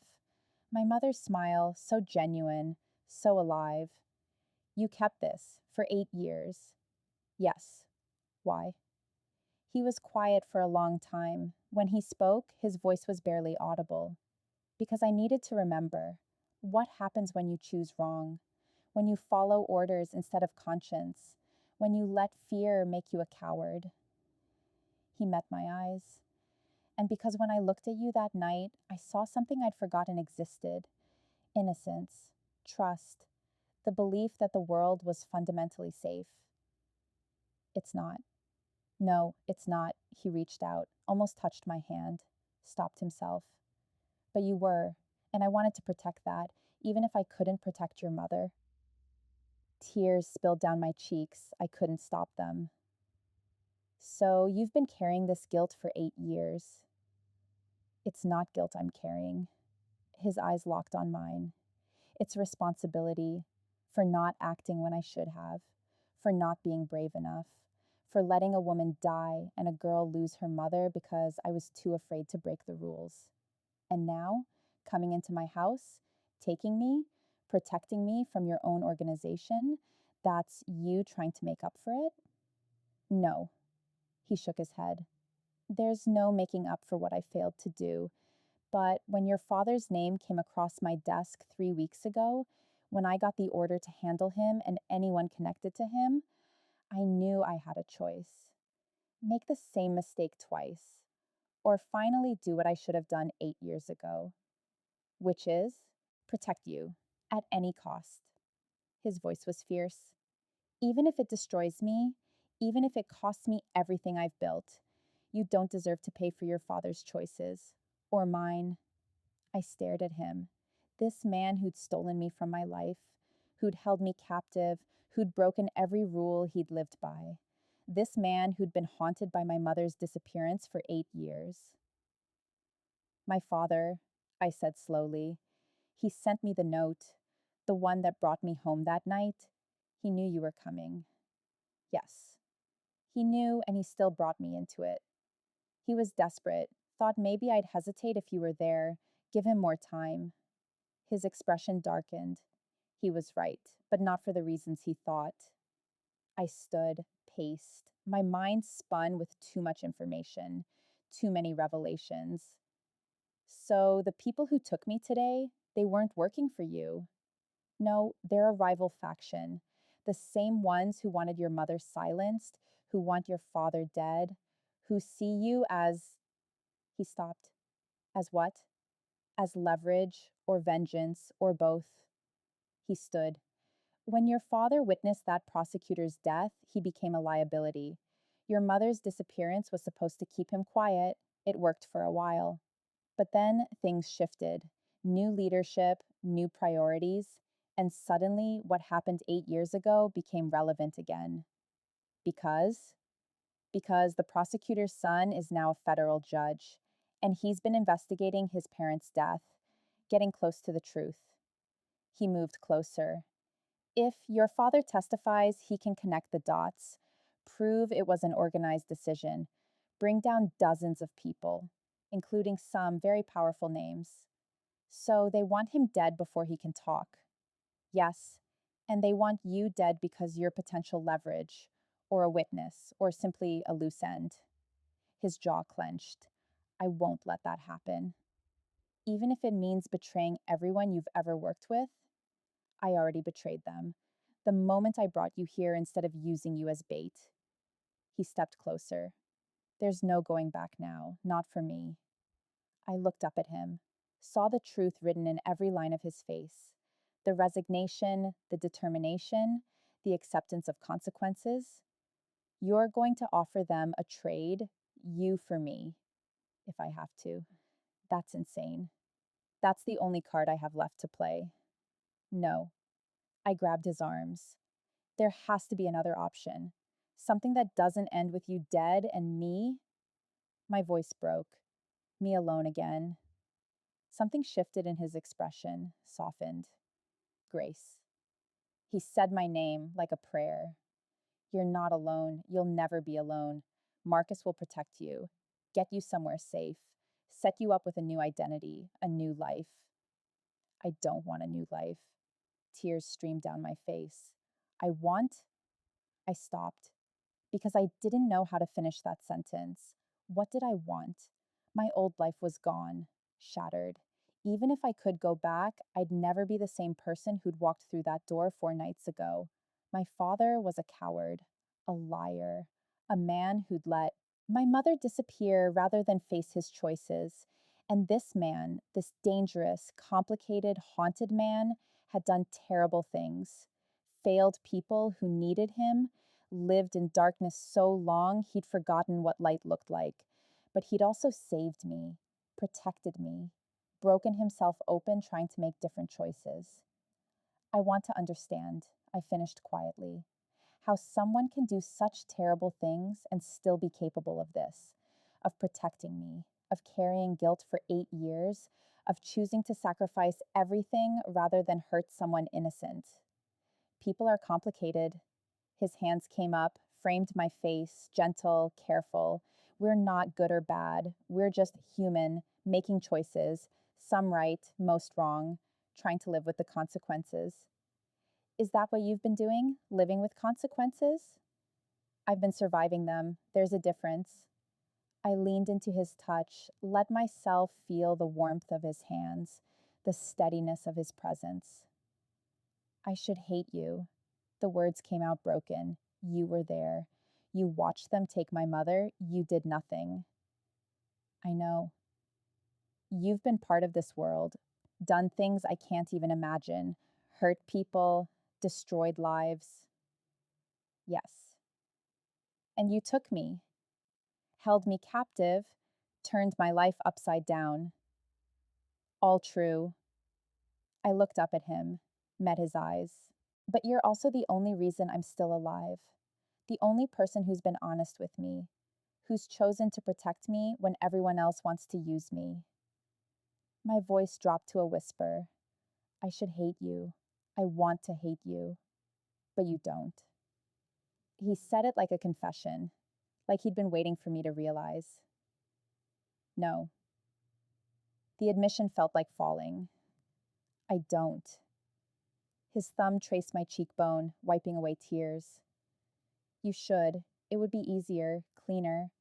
If you hated me, Marcus could take you somewhere safe and you'd never look back. Is that what you want? His eyes closed, for just a moment. When they opened, I saw everything he'd been hiding. What I want doesn't matter. What I want is selfish, dangerous. It puts you at risk just by existing. Tell me anyway. Grace, tell me. He was quiet for so long I thought he wouldn't answer. Then his forehead dropped to mine, his breath warm against my skin. I want to keep you safe, close. I want to show you that not everything in the dark is dangerous, that some of us are just trying to find our way back to the light. His voice broke. I want to be the man you see when you look at me, instead of the man I actually am. My heart hammered. And who do I see? Someone worth saving, someone capable of change, someone who might deserve a second chance. He pulled back slightly. But that's fantasy. Reality is I'm a criminal with enemies and debts and blood on my hands. And you're an innocent girl who deserves so much better than this, than me. Stop telling me what I deserve. I said it fiercely. Stop deciding for me what I can handle, what I should want, what I'm capable of accepting. Then what do you want, Grace? Really? I looked at him. This man who'd shattered my world and then tried to piece it back together, who'd carried guilt like stones in his pockets, who'd chosen me over everything he'd built. I want to stop running, stop hiding. I want to face whatever's coming and know I'm not alone. I swallowed hard.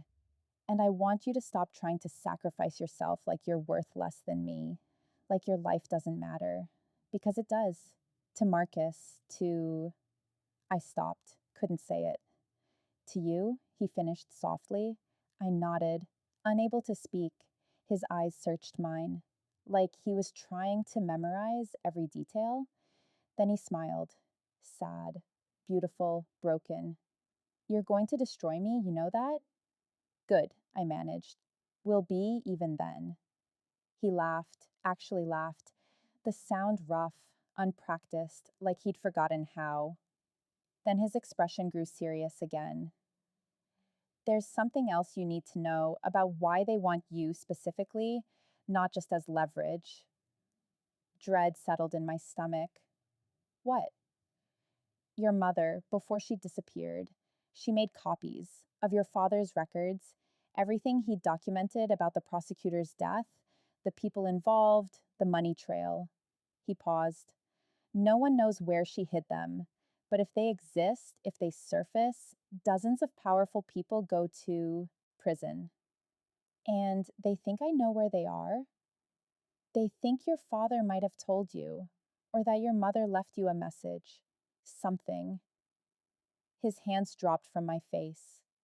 That's why they took you today, not to hurt your father, to find out what you know. But I don't know anything? I know. But they don't believe that, won't believe it. They'll keep coming, keep hunting, until they're convinced you're not a threat. How do I convince them? His expression turned grim. You can't. Not while you're alive. The words hung in the air, final, terrible. So my only options are die or hide forever? Unless we find the records first, expose everything, force their hand. He looked at me. Or unless I make them a different offer. You. Me. No. I stepped back. I won't let you do that. It's not your choice. The hell it isn't. Anger flared hot in my chest. You don't get to save me and then immediately throw yourself away.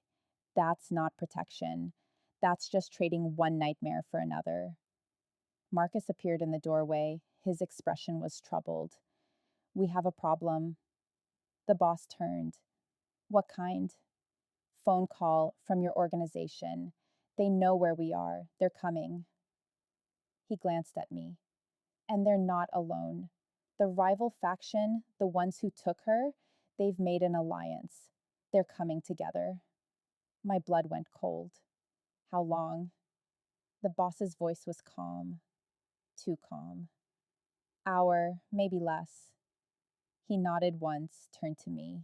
This is it then, the decision point. You can come with Marcus. He'll get you out.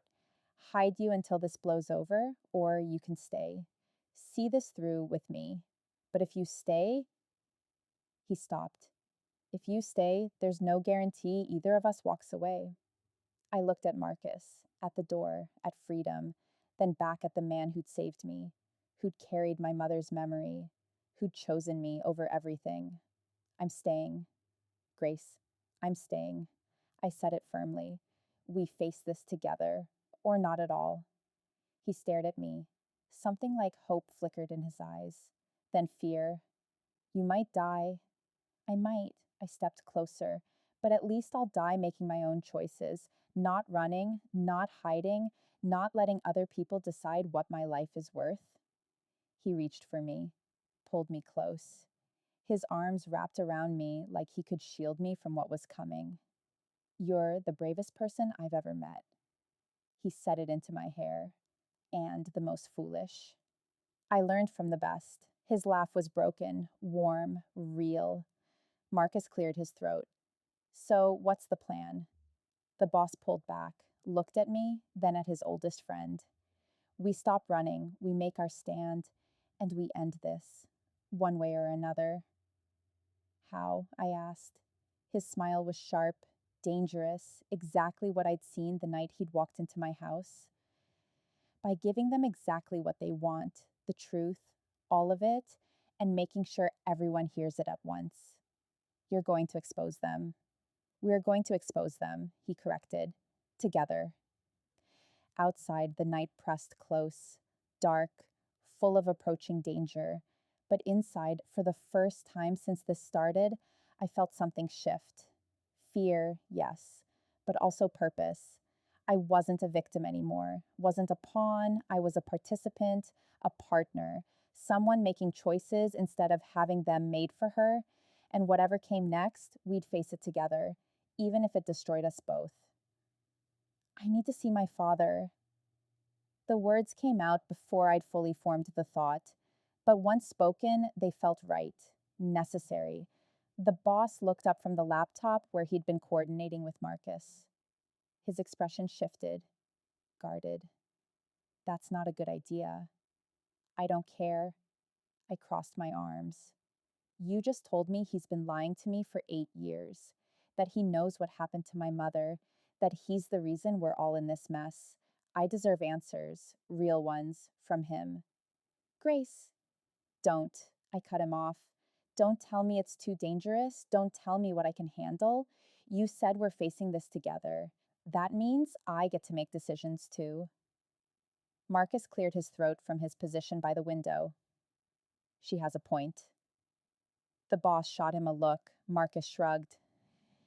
If they're coming here anyway, making a detour won't change much. Might even buy us time. Or it might lead them straight to him. He's already on their radar, Marcus said quietly. Has been for days. At this point, we're all equally exposed. The boss was quiet for a long moment. I watched emotions flicker across his face. Resistance, concern, then something that looked like resignation. If we do this, we do it my way. We're in and out in 15 minutes. You ask your questions, you get your answers, then we leave. No arguments, no delays. His eyes locked on mine. And if something goes wrong, you run. You don't wait for me. You don't try to help. You just run. Understood? I'm not leaving you. Understood? His voice was steel, final. I wanted to argue, to tell him I wouldn't abandon him the way he'd been abandoned. But I saw the fear beneath his control. Understood. He nodded once, turned to Marcus. Set it up somewhere neutral, somewhere we can see trouble coming. Marcus was already on his phone. 20 minutes later, we were in the car. The boss drove this time, fast but controlled, every movement deliberate, his hands steady on the wheel. I sat beside him in the front seat, watching the landscape blur past, trying to prepare myself for what I might hear. He's going to lie to you. The boss said it quietly, eyes on the road. Your father, he's going to try to make himself the victim, justify his choices, make you understand. I know. Do you? He glanced at me. Because the man you're about to meet isn't the father you remember. He's a survivor, and survivors say whatever they need to say to keep surviving. You think I can't handle that? I think you still want to believe he's better than he is, that somewhere under the lies and cowardice, there's the father you deserved. His voice gentled, and I don't want you to be disappointed when you realize he's just a man, flawed, selfish, human. I looked at him. This man who'd done terrible things, who carried guilt like a second skin, who'd somehow found a way to choose better. Is that what you are? Just a man? His mouth curved, not quite a smile. I'm trying to be. Most days I fail. I don't think you're failing. Then you're not looking close enough. We drove in silence after that, through winding roads, past farms and forests. Eventually, Marcus's voice crackled over the car's speaker. Location secured. Old rest stop off Route 12. He's already there. Alone as requested.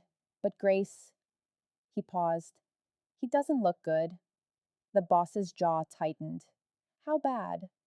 Bad enough that I'd say he's been making poor decisions. Self-medicating, not sleeping. Another pause. He's scared. Good. The word was cold, hard. He should be. We pulled off the highway, down a side road. The rest stop appeared ahead, abandoned, overgrown, a relic from when this highway was the main route. One car sat in the lot, old, dusty. The same car my father had driven for 10 years. My heart hammered. The boss parked at an angle, easy exit. He turned off the engine but didn't move. Last chance, you can wait here. I'll ask whatever you want to know. No. My voice was steady despite the fear. I need to do this. He studied my face, then nodded. Stay close to me. If anything feels wrong, we leave immediately. We got out. The afternoon sun was too bright, too normal, like the world didn't know we were about to shatter whatever was left of my family. My father stood by his car. He'd lost weight. His clothes hung loose. Dark circles under his eyes. He looked 10 years older than the last time I'd seen him. When he saw me, something crumpled in his expression. Grace. Her voice broke on my name. Thank God. I thought, when they took you? Don't. I stopped walking, 10 feet between us. Don't pretend you were worried. You knew exactly what would happen when you missed that deadline. He flinched. I was trying to protect you. By using me as a shield, the anger I'd been holding back roared to life. By letting them think I knew something, by sitting back while they dragged me into your mess. It wasn't supposed to happen like this. He looked at the boss. Hatred and fear warred in his expression. You promised she'd be safe. I kept that promise. The boss's voice was ice. You're the one who broke yours. I couldn't get the files. The people who have them, they want more than I can give. More than... He stopped, swallowed hard. I tried. You have to believe I tried. I don't have to believe anything, I said it flatly. You've been lying to me my entire life. Why would I start believing you now? Pain flashed across his face, real, raw. I was protecting you. From what? The truth? I stepped closer. He told me about the prosecutor, about the organization, about Mom. My father went pale. He had no right. He had every right. My voice rose. Because you sure as hell weren't going to tell me. Were you? You were just going to keep lying. Keep pretending Mom left. Keep letting me think I wasn't good enough for her to stay. Grace, please, where is she? The question ripped from my throat. My mother, where is she? Is she dead? Hiding? Does she even know I exist anymore? Tears streamed down his face. I don't know. Liar, I don't know. He said it louder, desperate. They took her, made me watch. Then they told me if I ever looked for her, if I ever tried to find out what happened, they'd take you too. So I stopped looking. I stopped asking. His voice broke. I just survived. The only way I knew how. By becoming one of them. The boss said it quietly. By continuing to work for the people who took your wife, by cleaning their money, covering their tracks, becoming complicit in everything they did. My father's shoulders shook.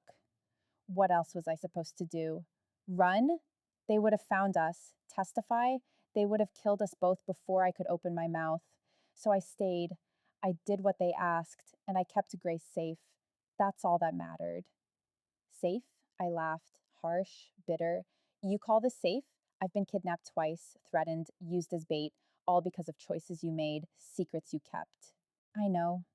He sank against his car. I know. And I'm sorry.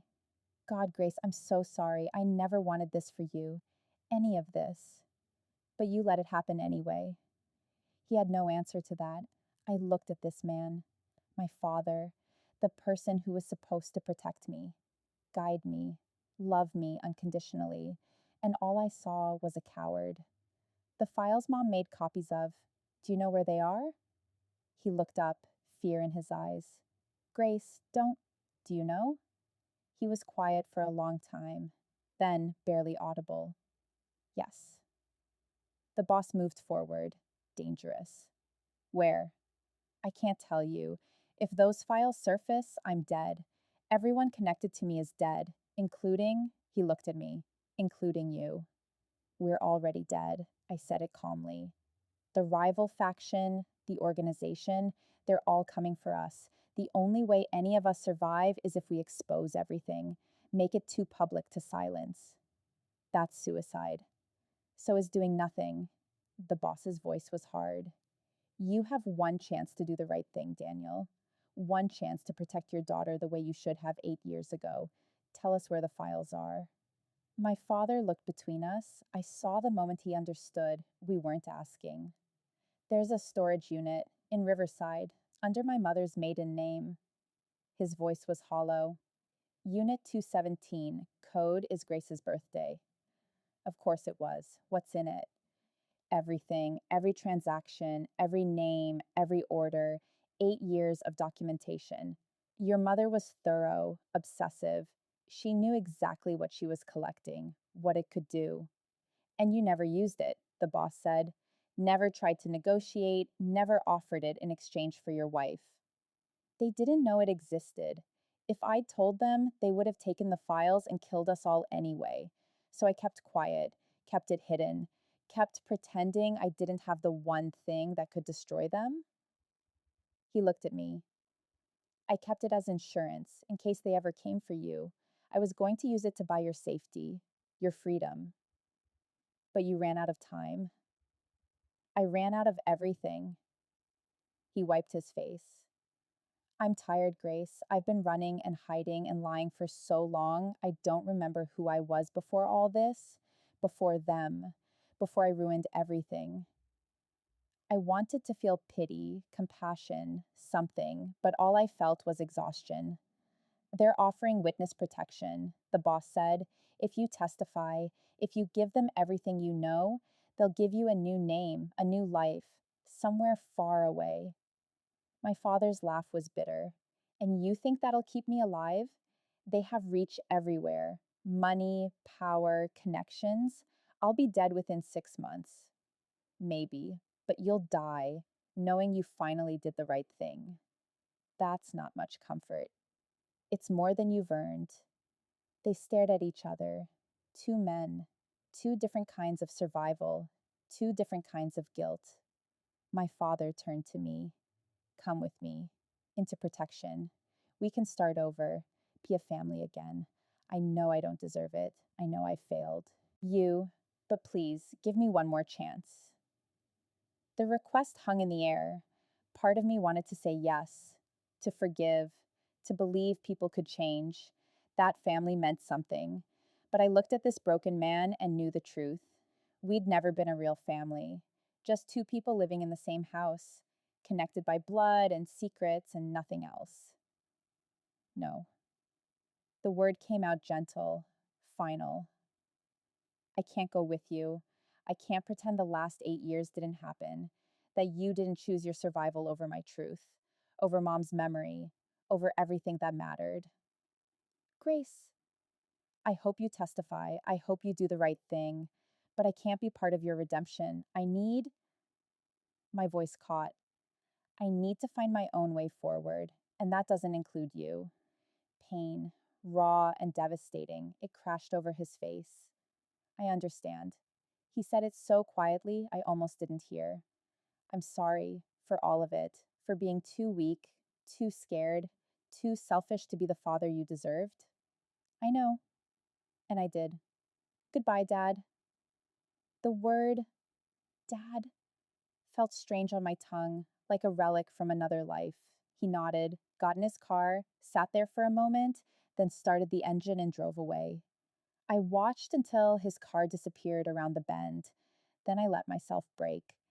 The sobs came hard, fast, years of confusion and abandonment and loss pouring out. Strong arms wrapped around me, pulled me close.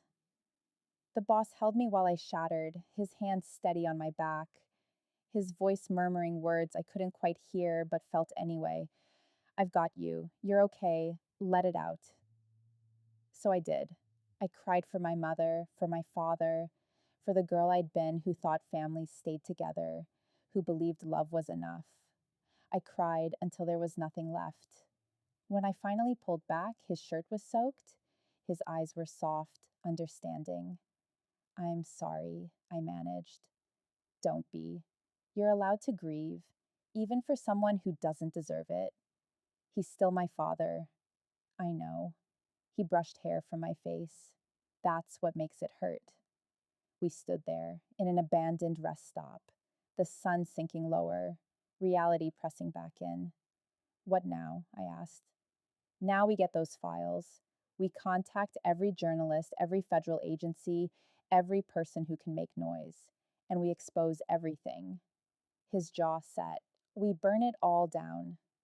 And then his eyes met mine, dark, intense, full of things he wasn't saying. Then we see what's left, who's left, and we figure out how to live with the choices we've made. Marcus's voice crackled over the earpiece. We've got company, 2 cars, coming fast from the highway. The boss tensed. How long?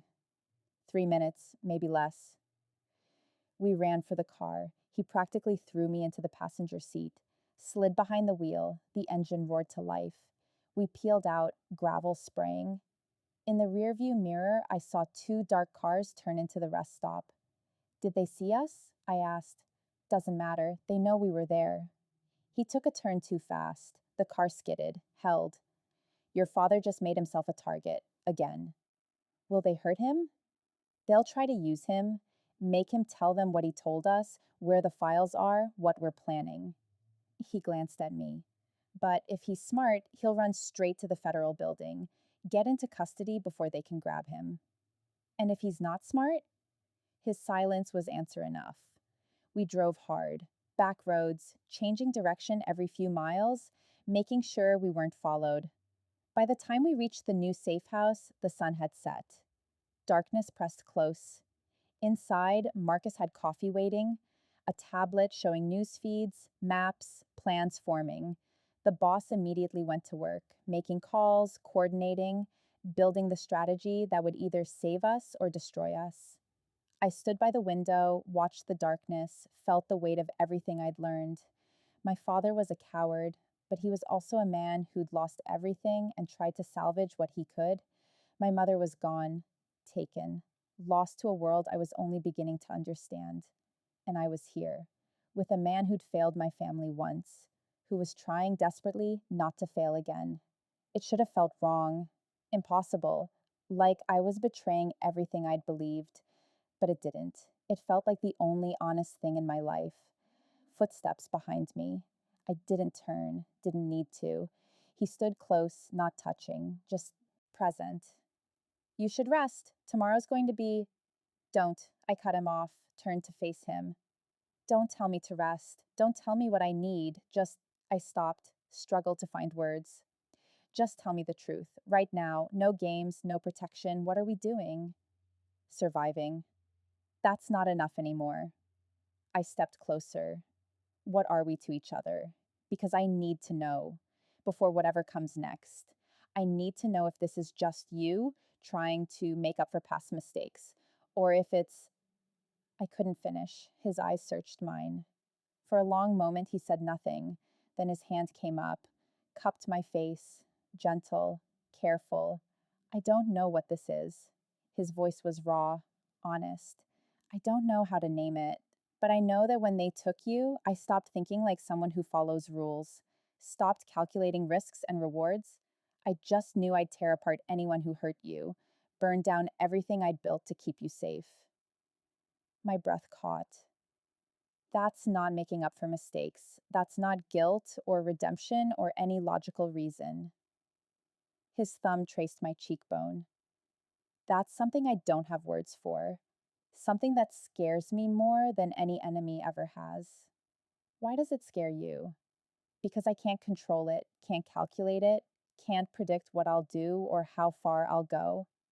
He leaned closer, his forehead almost touching mine. You've made me reckless, emotional, human, and in my world, that's the most dangerous thing you can be. I reached up, covered his hand with mine. Good, because you've done the same to me. Made me brave when I should be terrified. Made me fight when I should run. Made me. I swallowed hard. Made me feel things I shouldn't. For someone I should hate. Do you? Hate me? No. The admission felt like free falling. I don't, and that terrifies me.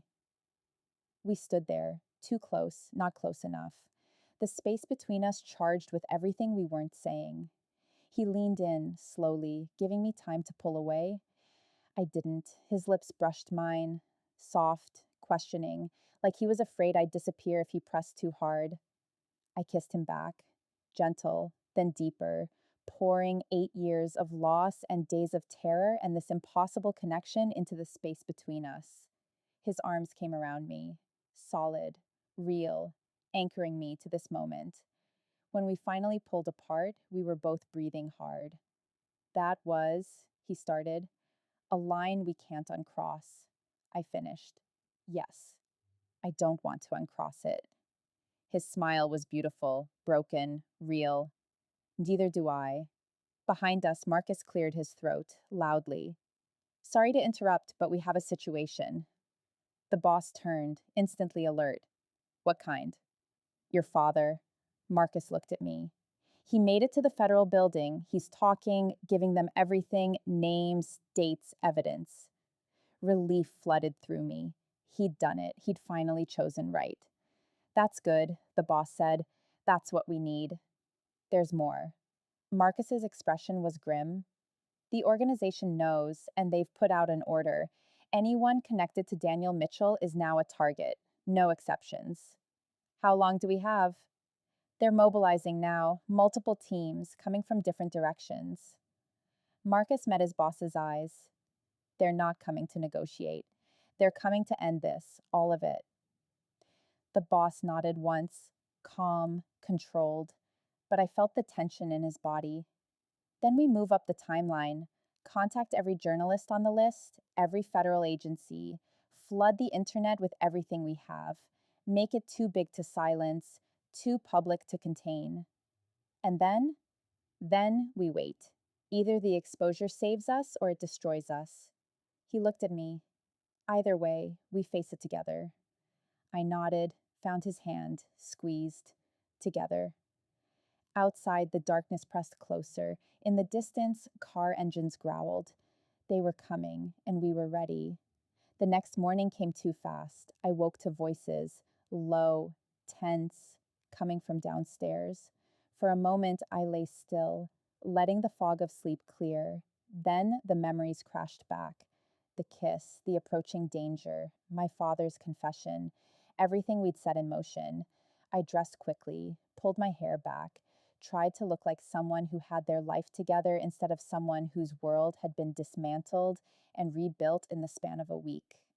Downstairs, the house felt different, more crowded. 3 men I didn't recognize stood in the living room. Expensive suits, cold eyes. They stopped talking when I appeared.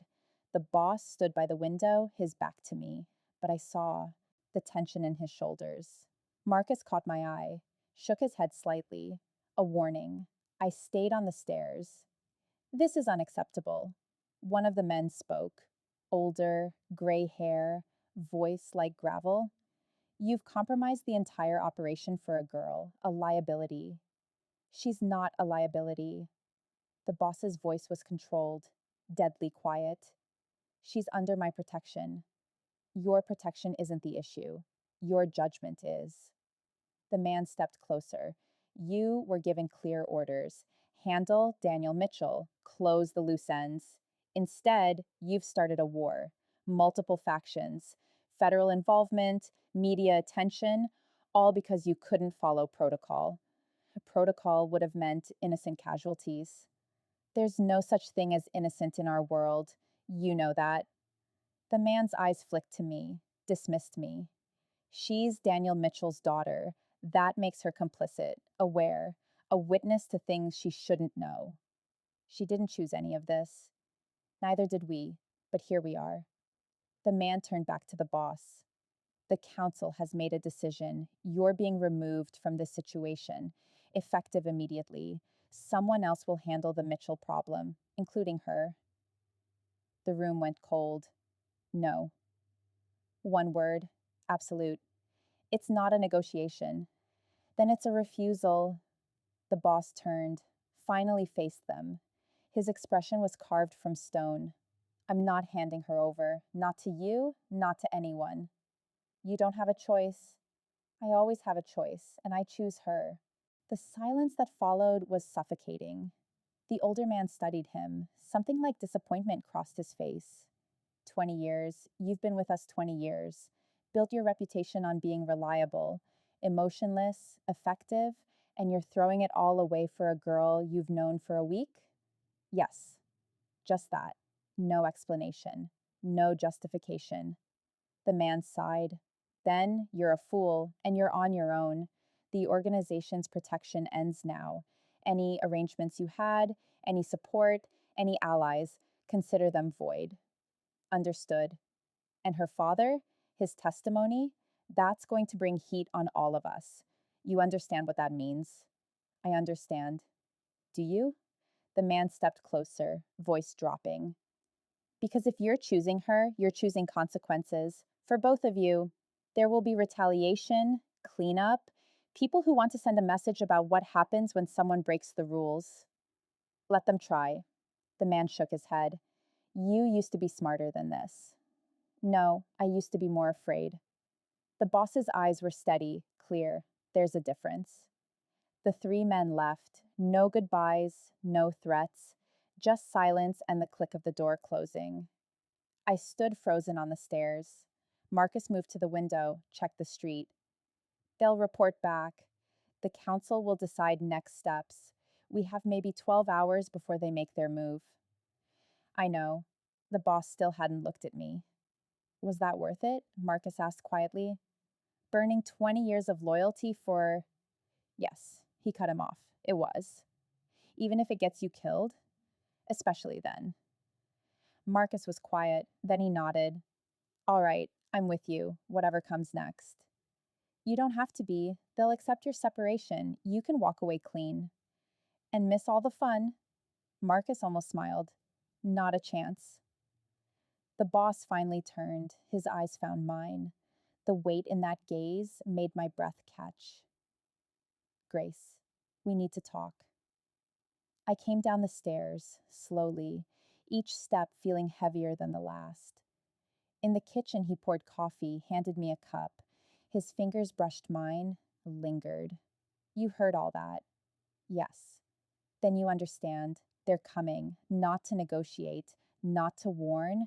They're coming to end this, to make an example of me, of you, of what happens when someone chooses wrong. I set the cup down. You didn't choose wrong. I chose you over 2 decades of my life, over everything I built. That's not smart.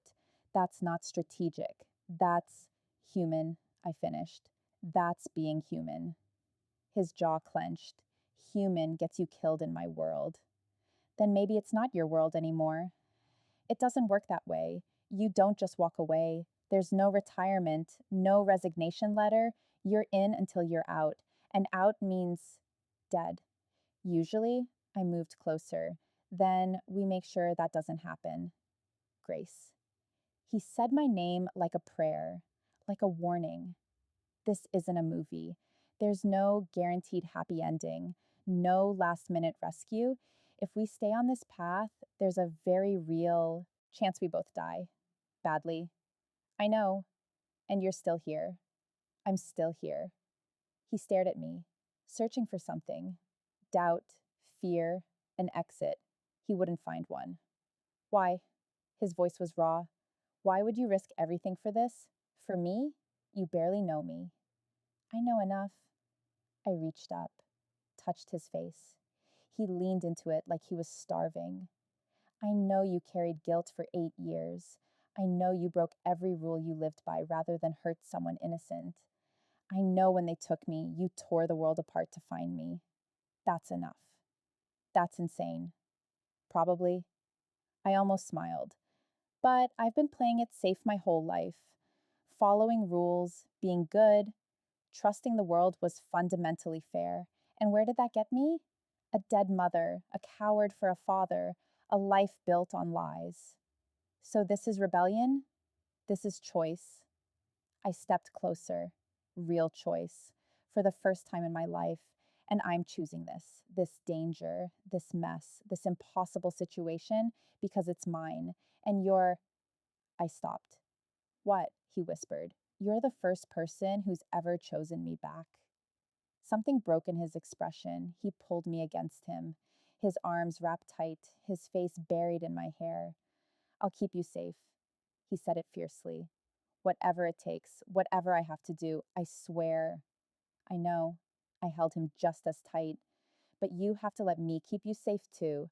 This can't be one-sided. We protect each other, or none of it means anything. He pulled back, looked at me, then kissed me, soft, desperate, like he was memorizing the moment. When we broke apart, we were both shaking. We should run.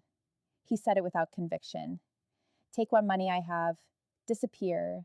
New identities, new lives. It's not perfect, but But we'd always be running, always looking over our shoulders, always wondering when they'd find us. I shook my head. That's not living, that's just surviving. Surviving's underrated. Maybe, but I'm done with it. I pulled back.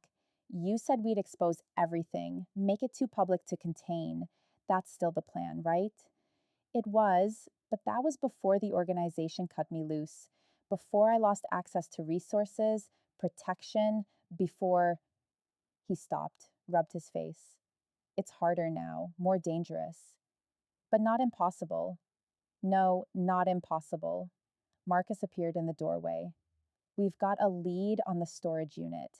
Your father gave the codes to the feds. They're planning to retrieve the files tomorrow morning. So we get there first. I said it before the boss could. They both looked at me.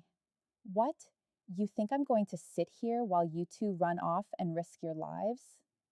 I crossed my arms. Not happening. I'm part of this. I go. Grace. No, I cut him off. We've already had this conversation. Either we're partners or we're not. Either my choices matter or they don't. Which is it? He stared at me, war playing out across his face. Then he sighed. Partners. Good. So what's the plan? We spent the next 2 hours mapping it out. The storage facility was in Riverside, 30 minutes away. Security was minimal, cameras, one guard, nothing we couldn't handle. The risk was time. If the feds got there first, we lost our leverage. If the organization got there first, we lost everything. We had one shot. We go tonight, the boss decided. Late, when security's lightest, get in, get the files, get out. Then we distribute copies everywhere, make it impossible to contain. And then, I asked?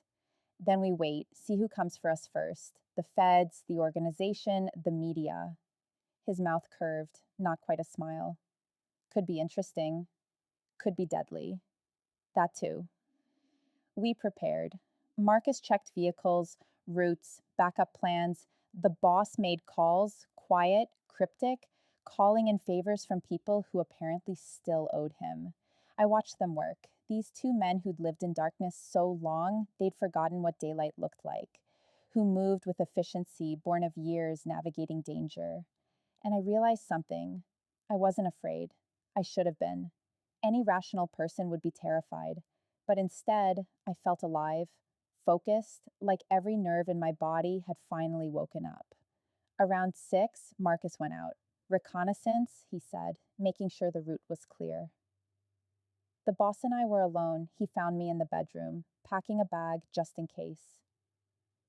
Grace, I turned. He stood in the doorway, hesitant, like he didn't know how to say what he needed to say. If this goes wrong, if something happens to me, Marcus will get you out. He has instructions, money, contacts. You'll be safe.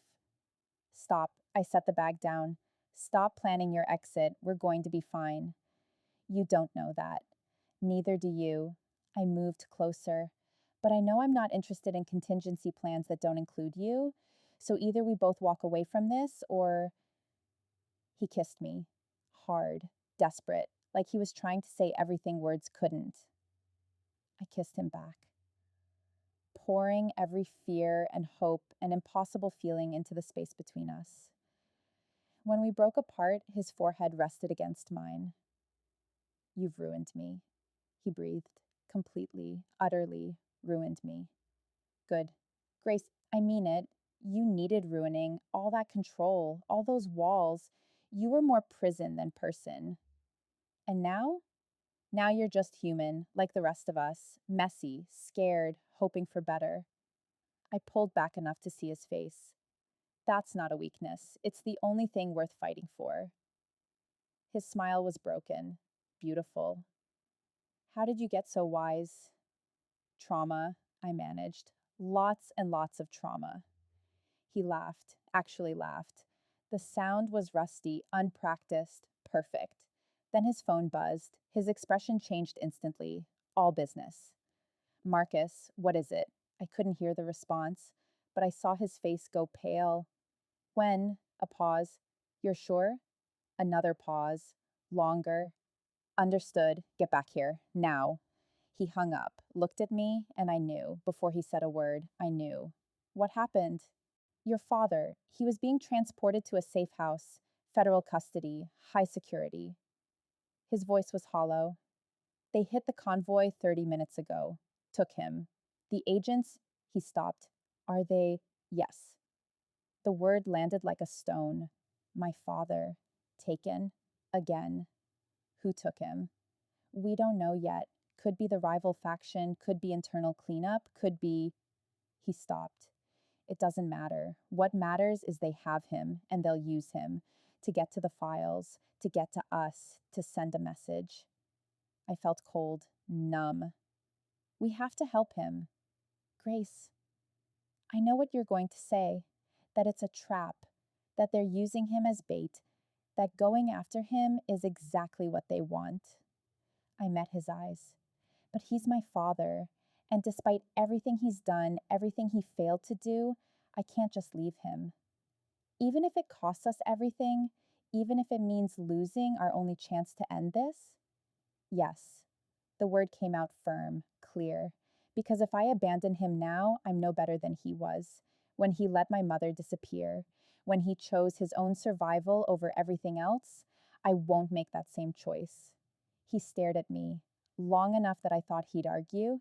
Then he nodded. All right, we get your father, then we get the files, then we expose everything. He pulled out his phone, started making calls. But we do it my way, carefully, strategically, no heroics, no unnecessary risks. Agreed. Marcus burst through the door. They're asking for a trade. Your father for the files. They'll call in 2 hours with a location. It's a setup, the boss said immediately. They'll take the files and keep him. Or keep us all. Probably. Marcus agreed. But what choice do we have? We make them think they're getting what they want, while actually, he paused, thinking, we need leverage, something they want more than the files, more than revenge. Like what? I asked. His eyes met mine, dark, determined. Like me, I offer myself, full surrender. In exchange for your father and your safety, they get to make an example, to show what happens when someone breaks loyalty. You get to walk away. No. The word exploded from me. Absolutely not. That's insane. It's the only card we have left. Then we find another card. I grabbed his arms. We don't trade lives. We find a way, everyone walks away, or no one does. Those are the options. Grace, no. I said it fiercely. You don't get to sacrifice yourself. I won't allow it. We face this together, just like you promised. He looked at Marcus. Some silent communication passed between them. She's right, Marcus said quietly. If you trade yourself, they'll just come for her anyway. Make sure there are no witnesses, no loose ends. Your sacrifice won't save her. It'll just delay the inevitable. The boss's jaw clenched. Then what do you suggest?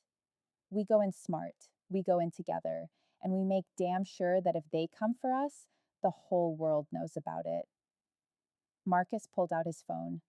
I have contacts, journalists, federal agents who aren't compromised. We arrange for them to be nearby, watching, recording.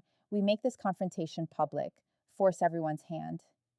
They'll know it's a setup. Let them. As long as we get your father out and the files exposed, it doesn't matter what they know. The damage will already be done. The boss was quiet, calculating, then he nodded. All right, we do it together, but we prepare for every contingency, every possible outcome. If this goes wrong, it won't. I said it with more confidence than I felt. We're smarter than them, faster, and we have something they don't. What's that? Nothing left to lose. His smile was grim. That makes us dangerous. Exactly. 2 hours later, the phone rang. The boss answered, put it on speaker, a voice, cold, unfamiliar. You know what we won. The files in exchange for Daniel Mitchell. Smart boy, midnight, industrial park on Route 19. You come alone, bring the files. We'll make the trade. How do I know he's still alive? A pause, then my father's voice, weak, scared. Grace, if you're there, don't come. It's a trap. They're going to. The sound of impact, a cry cut short, my hands clenched into fists. Midnight, the boss said coldly. I'll be there. But if he's harmed further, there's no deal. Understood? Understood. Come alone, or he dies. The line went dead. We looked at each other. So, Marcus said. That was subtle. They're not even trying to hide it, I said. It's obviously a trap. Which means they're confident. They think they've already won. The boss moved to the table, spread out a map.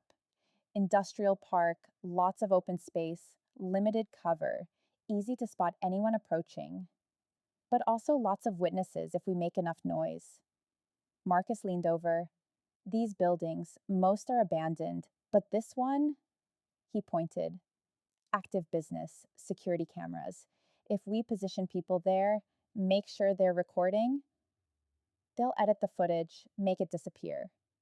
Not if we're streaming, live, to multiple platforms. I said it suddenly, the idea clicking. We go live, social media, news feeds, everything. They can't control what the whole internet sees. They both stared at me. The boss paused. Actually brilliant. It's risky, Marcus warned. If they realize we're broadcasting, they could accelerate, finish it before anyone can respond. Or they could back down, knowing the world is watching, that there's no way to clean up the mess quietly. I looked between them. It's a risk, but it's better than walking in blind. The boss nodded slowly. All right, we set up the stream, get people in position, make enough noise that they can't silence us without exposing themselves. He looked at me. But you don't come to the exchange. You stay back, safe, with the evidence ready to release if something goes wrong. No. Grace, he's my father. I'm there. I stepped closer. Besides, they want me just as much as they want you. If I'm visible, if I'm part of the exchange, they're less likely to do something stupid with cameras running. She's got a point, Marcus said. Grace being there changes the optics, makes it harder for them to claim this is just criminal business. The boss looked like he wanted to argue, but he just sighed. You stay behind me the entire time. You don't take risks. And if I say run, you run. No arguments. Deal. I mean it, Grace. So do I. We spent the next hours preparing. Marcus set up equipment, cameras, live feeds, contacted his people, journalists who wouldn't ask questions until after, federal agents who were tired of corruption protecting corruption. The boss made his own calls, quiet, cryptic, building a network of eyes and ears, and I sat with my medical bag, going through supplies, making sure I had everything I might need for saving lives or saying goodbye. At 11, we loaded into the car. The night was clear, cold, stars visible despite the city lights. Marcus drove. The boss sat beside him. I was in back, watching the city pass.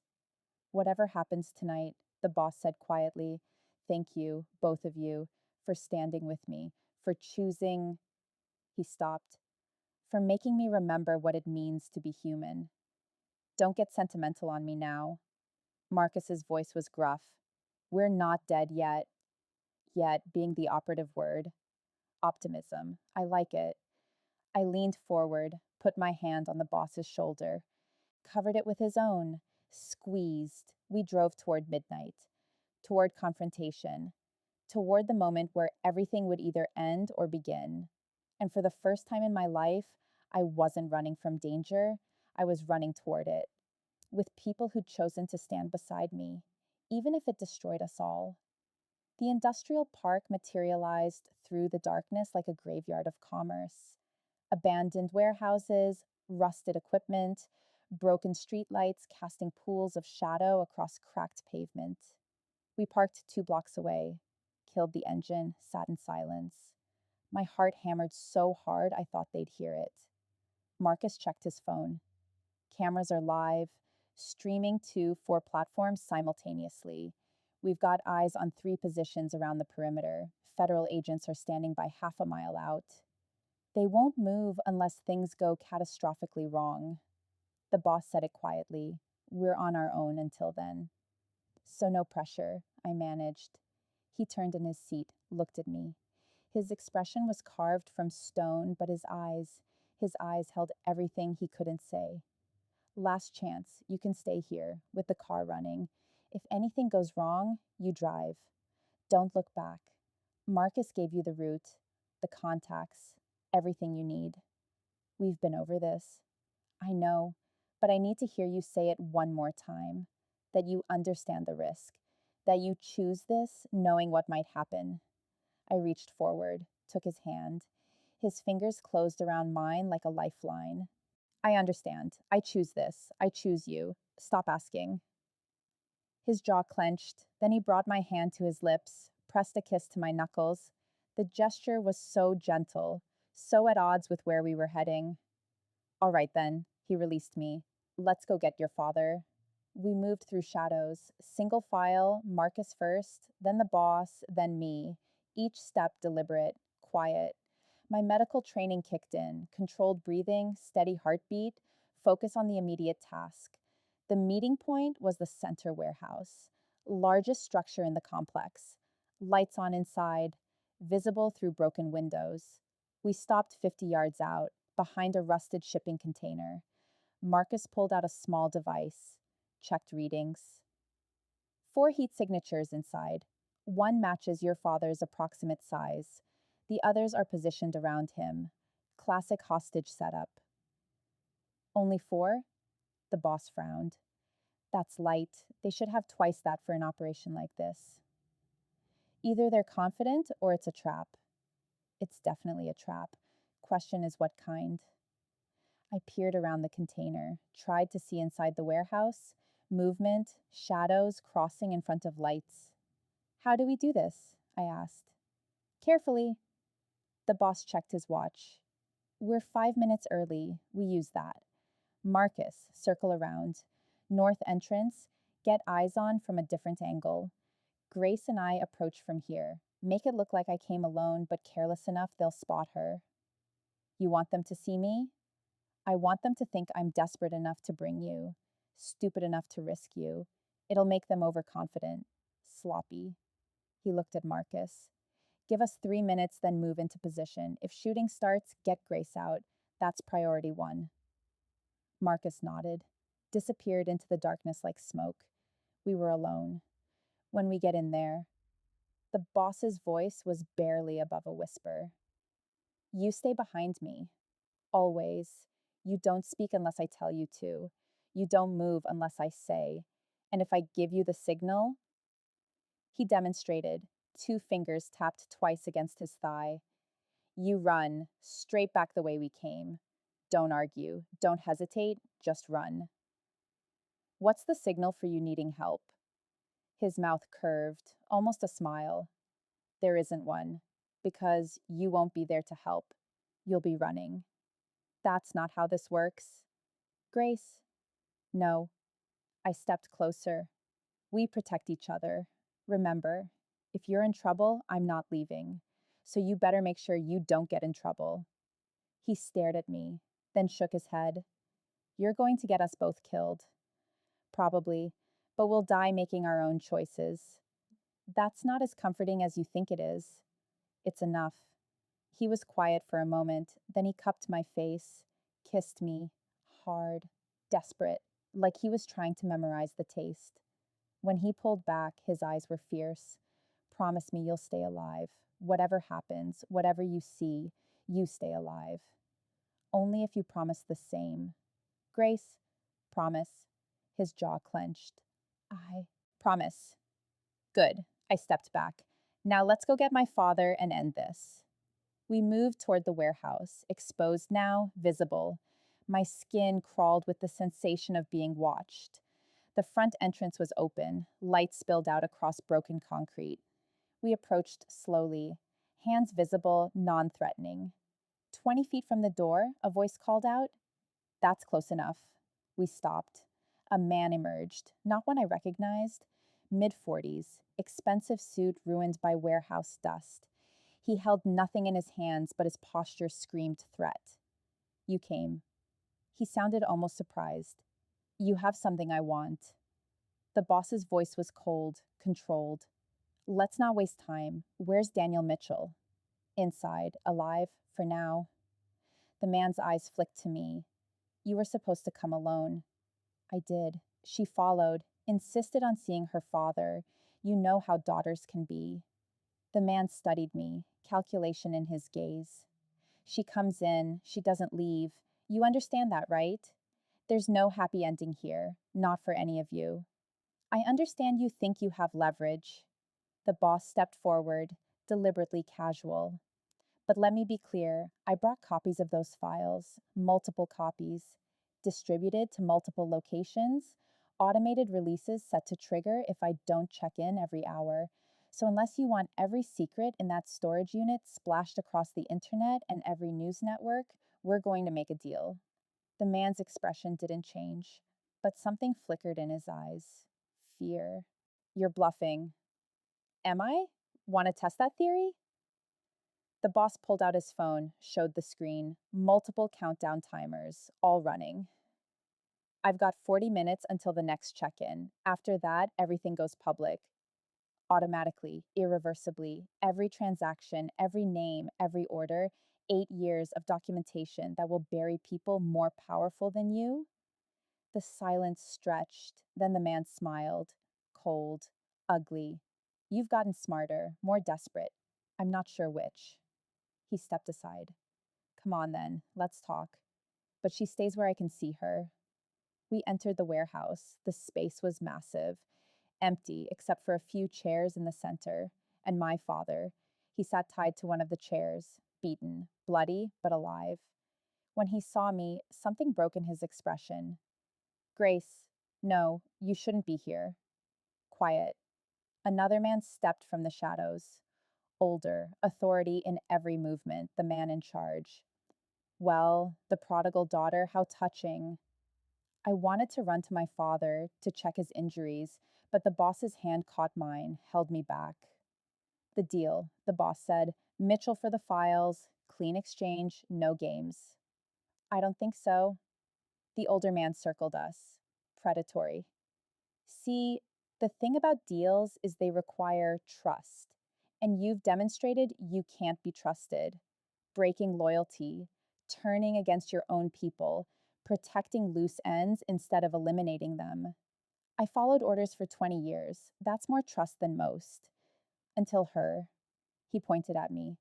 Until one girl made you forget everything you built, everything you owed. That's not trust.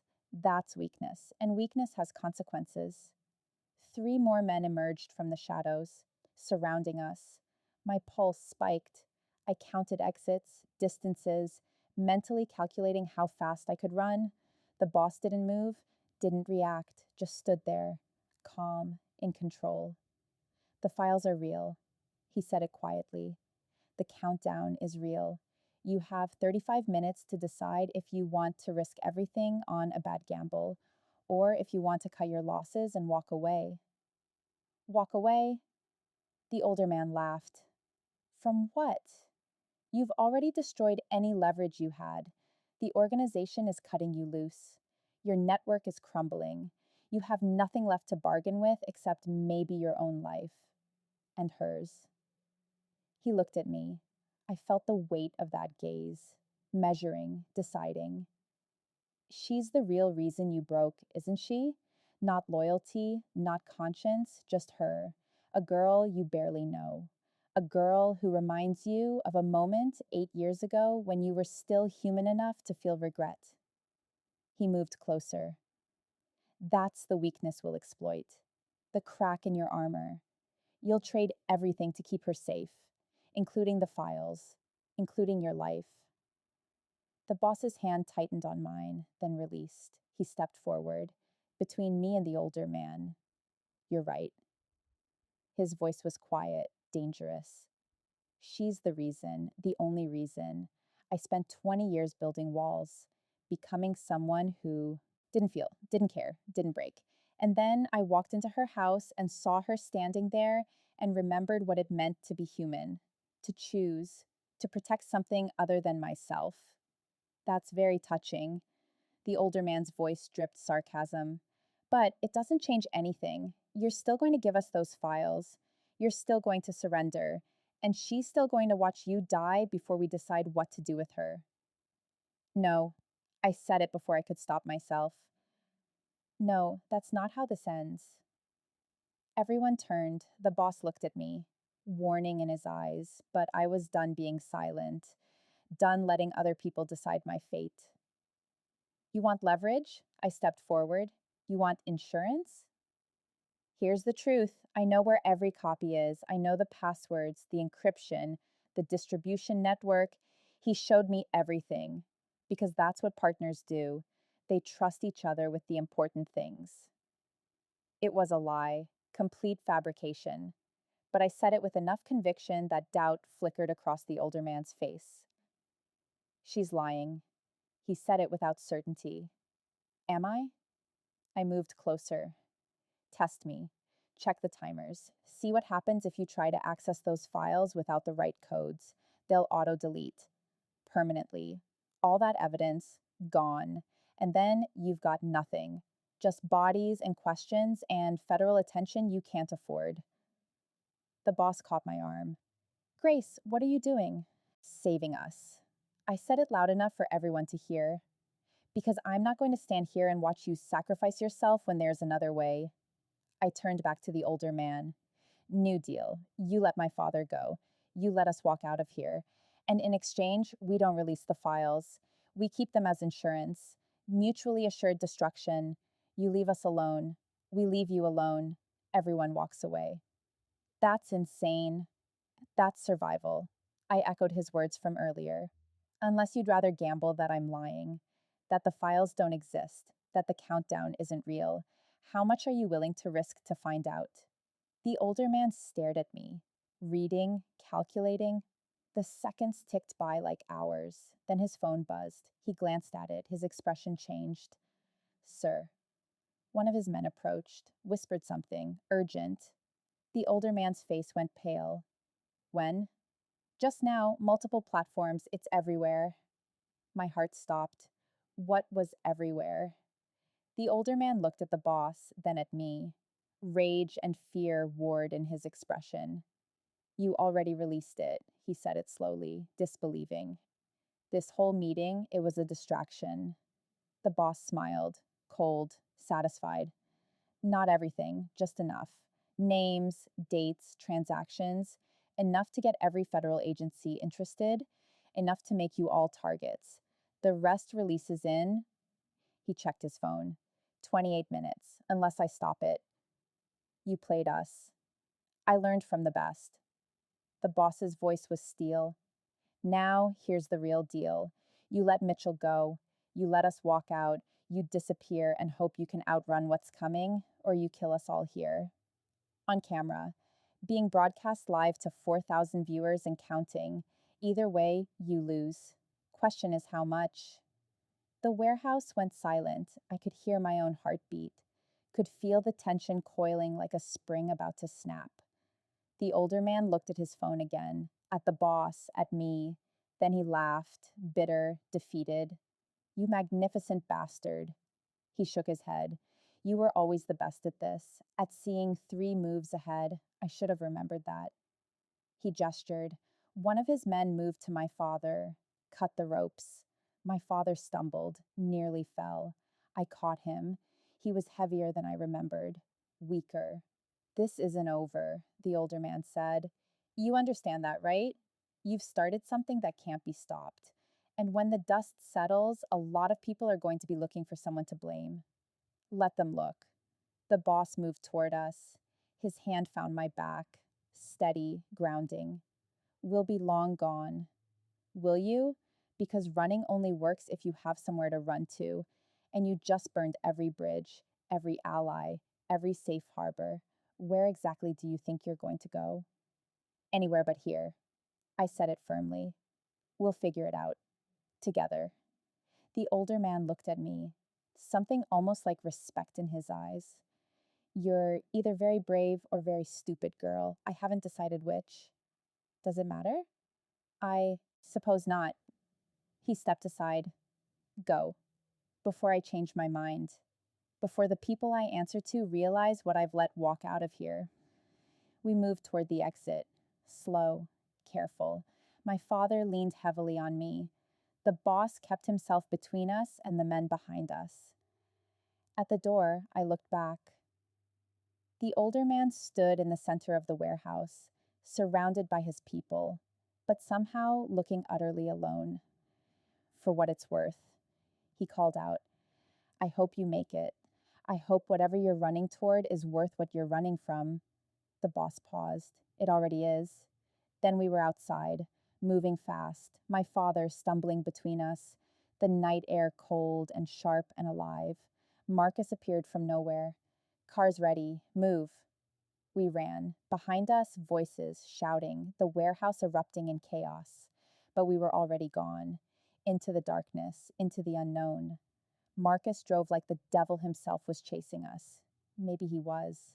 My father groaned in the back seat beside me. I checked his injuries by the passing streetlights. Bruised ribs, split lip, possible concussion, but alive. Breathing, survivable. Hospital, he managed. Need a hospital? Can't, the boss said from the front. Not yet, not until we're clear. Not until... His phone buzzed. He answered, listened. His expression changed. Understood. Thank you. He hung up, looked at Marcus. It's done. Files are public. Every major news network, federal agencies, international press, it's everywhere. And? Marcus asked. And the organization is in chaos. Multiple arrests already. High-level people scrambling. The whole network is imploding. He turned to look at me. We did it. We actually did it. I should have felt triumph, victory, relief. Instead, I just felt exhausted. What now? My father asked weakly. Where do we go? What do we do? The boss and I looked at each other, and I realized we didn't have an answer. We'd been so focused on surviving the next hour, the next minute, we hadn't thought beyond that. We disappear, the boss said finally. All of us, new names, new lives, somewhere far away from everything we've ever known. Is that even possible? I asked. It'll have to be. Marcus pulled onto the highway, heading north, away from the city, away from the life we'd all known. I leaned back against the seat, let myself breathe, let the adrenaline slowly drain. My father reached for my hand, squeezed weakly. Thank you, he whispered, for coming, for not leaving me. I couldn't, I said honestly. Despite everything, you're still my father. I don't deserve that, don't deserve you. I know, but here we are anyway. He laughed, weak, pained, but real. The boss's hand found mine across the seat, intertwined our fingers. You were incredible back there, he said quietly. That bit about knowing the codes, the encryption, I almost believed it myself. I learned from watching you. Confidence, conviction, sometimes that's enough. Sometimes. He brought my hand to his lips. But not always. We got lucky tonight. Did we? Or did we make our own luck? Maybe both. We drove into the darkness, 4 people running from the past, toward an uncertain future. But for the first time in days, maybe years, I didn't feel afraid. I felt alive, awake, real. Whatever came next, we'd face it together, and that was enough. Behind us, the city lights faded, the warehouse, the danger, the life we'd left behind. Ahead, the road stretched endless, unknown, full of possibility. The boss squeezed my hand, I squeezed back, and we drove into the dawn, together. We drove until the sun came up. My father dozed fitfully in the back seat. Every pothole made him wince. Every sudden movement brought a groan. I kept checking his pulse, his breathing, making sure he wasn't sliding into shock. Marcus finally pulled off at a rest stop. Small, isolated, the kind of place truckers used and forgot. We need supplies, he said quietly. Medical, food, fuel, and we need to ditch this car. They'll have the plates by now. The boss nodded. I'll make calls, see what's still available, who's still answering. They moved with practiced efficiency, years of this life showing in every gesture, every precaution. I stayed with my father in the car, watching the parking lot, counting exits. My hands wouldn't stop shaking. Grace. My father's voice was weak, rough. I need to say something before whatever comes next. Save your strength. We'll talk when you're safe. I might not get another chance. He shifted, winced. What I did, the choices I made, they were wrong, cowardly. I told myself I was protecting you, but really I was just protecting myself, my comfort, my life. I said nothing, just listened. Your mother, she was brave, braver than me. When she found those documents, she wanted to do the right thing, expose it all, risk everything, and his voice broke. I was too afraid, too weak. So I made a deal instead. Her safety for my silence, and they took her anyway. Tears slid down his cheeks. I should have fought, should have protected her, but I just let them take her, watched them drive away, and then I lied to you for 8 years, let you think she'd abandoned us, because that was easier than admitting I'd failed her. Failed you, failed everyone. My throat tightened. Why are you telling me this now? Because you deserve the truth, all of it, and because he looked at me, really looked. Because you're so much like her. Brave, fierce, willing to face danger for what's right, and I'm so proud of you, even though I have no right to be. Dad, I know I don't deserve forgiveness, don't deserve another chance, but I need you to know everything I did, every mistake, every lie, it was never because I didn't love you. I just loved my own safety more, and that's something I have to live with, however long that is. The boss appeared at the window, knocked gently. I stepped out, left my father to his guilt and his tears. How is he? The boss asked. Alive, broken, carrying more guilt than any person should. Sounds familiar. I looked at him. This man who'd carried my mother's photograph for 8 years, who'd broken every rule he'd lived by, who'd chosen me over everything. You're not like him, I said it firmly. You made different choices. When it mattered, you chose better. Did I? Or did I just get lucky that my mistakes hadn't killed anyone yet? Don't do that. Don't diminish what you've done, what you've sacrificed. He was quiet. Then he reached out, tucked hair behind my ear. The gesture so gentle it made my chest ache. We need to move. Marcus found a contact, someone who owes me. He can get your father into federal custody. Real protection this time, somewhere secure. And us? We disappear for a while until the dust settles, until we know who's still standing and who's been buried by the exposure. How long? I don't know. Weeks, months, maybe longer. His hand dropped. Grace, I need to ask you something, and I need you to really think about the answer. My stomach dropped. What? Come with me, into hiding, into whatever comes next, or stay. Go back to medical school, your life, everything you worked for. Marcus can arrange it, new identity, protection. You could disappear into normalcy, be safe. Is that what you want, for me to leave? I want you to have a choice, a real one, not made under pressure, not made out of fear or adrenaline or. He stopped. Not made because you think you owe me something. I don't think I owe you. Then why stay?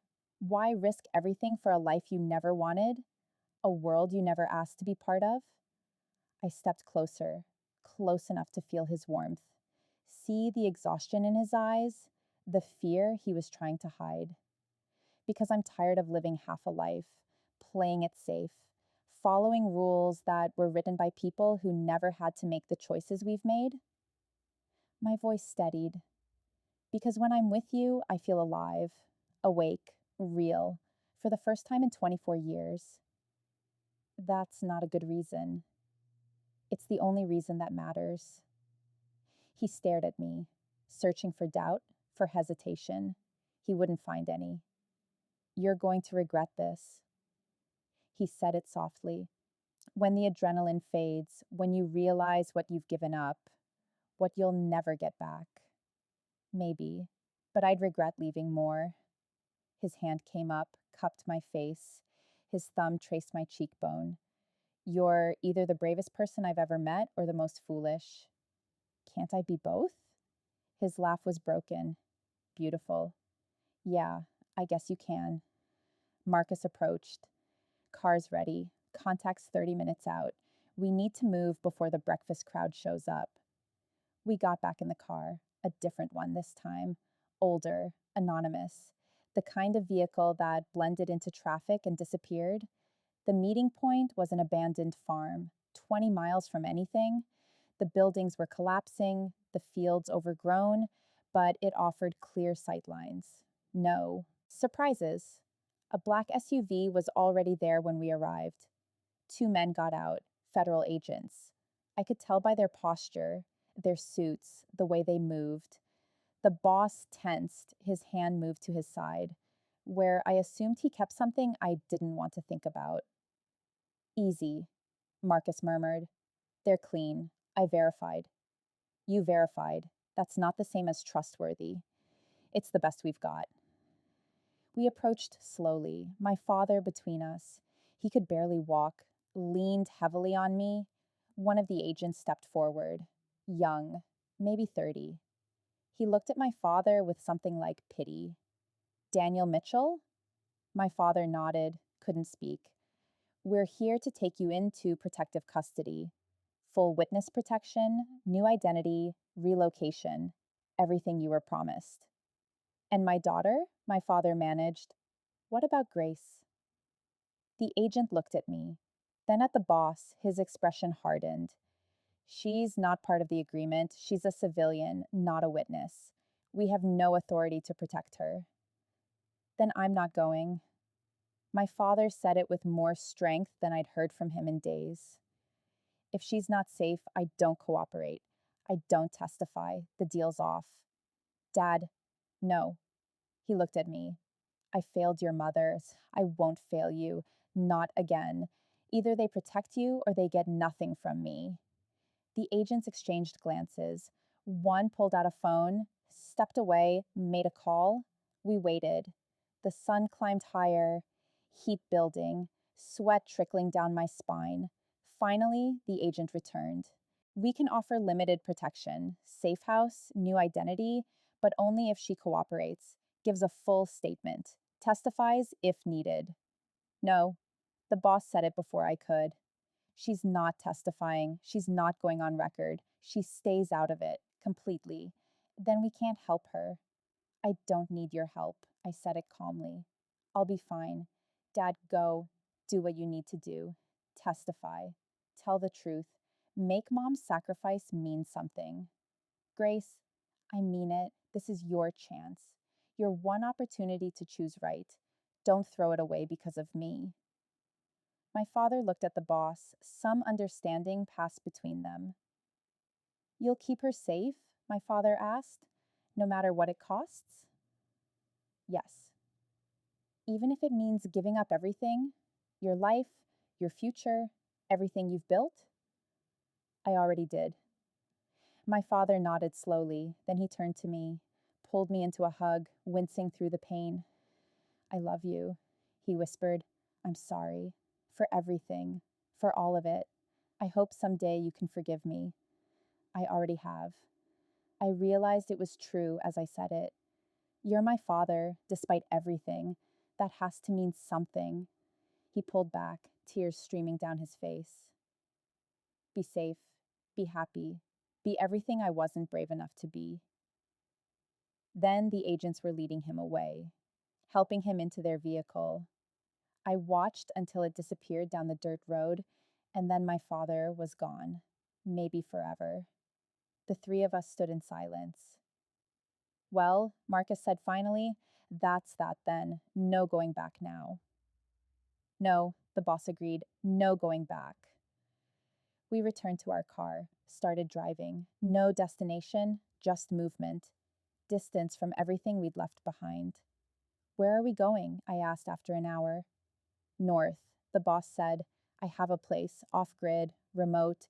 No one knows about it. We can stay there, figure out next steps, wait for things to settle. How long will that take? As long as it takes. The answer should have scared me. Instead, it felt like freedom. Hours passed. The landscape changed. Cities gave way to small towns. Small towns gave way to nothing. Just trees and mountains and endless sky. Marcus drove. The boss made calls, checking in with contacts, assessing damage, figuring out who'd survived the exposure and who'd been buried by it.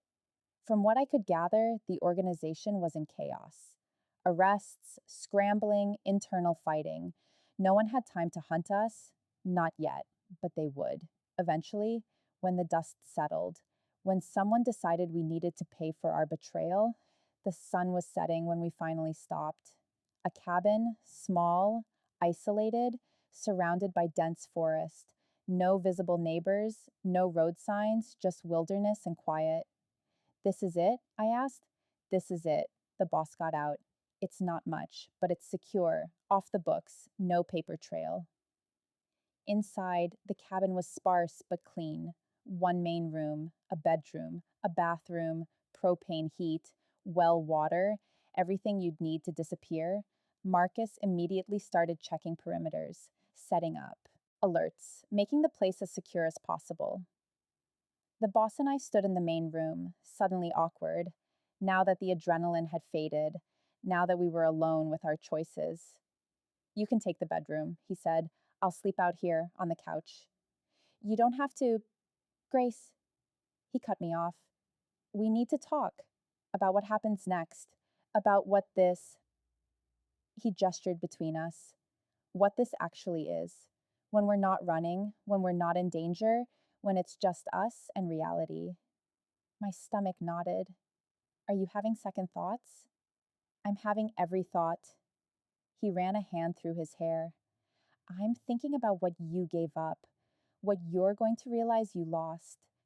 I'm thinking about how you're 24 and I'm 32, and I've lived a life you can't even imagine. I'm thinking about how in a month, in a year, you're going to wake up and resent me for dragging you into this. Stop, I moved closer. Stop deciding what I'm going to feel, what I'm going to want. I'm here. I chose this. I chose you.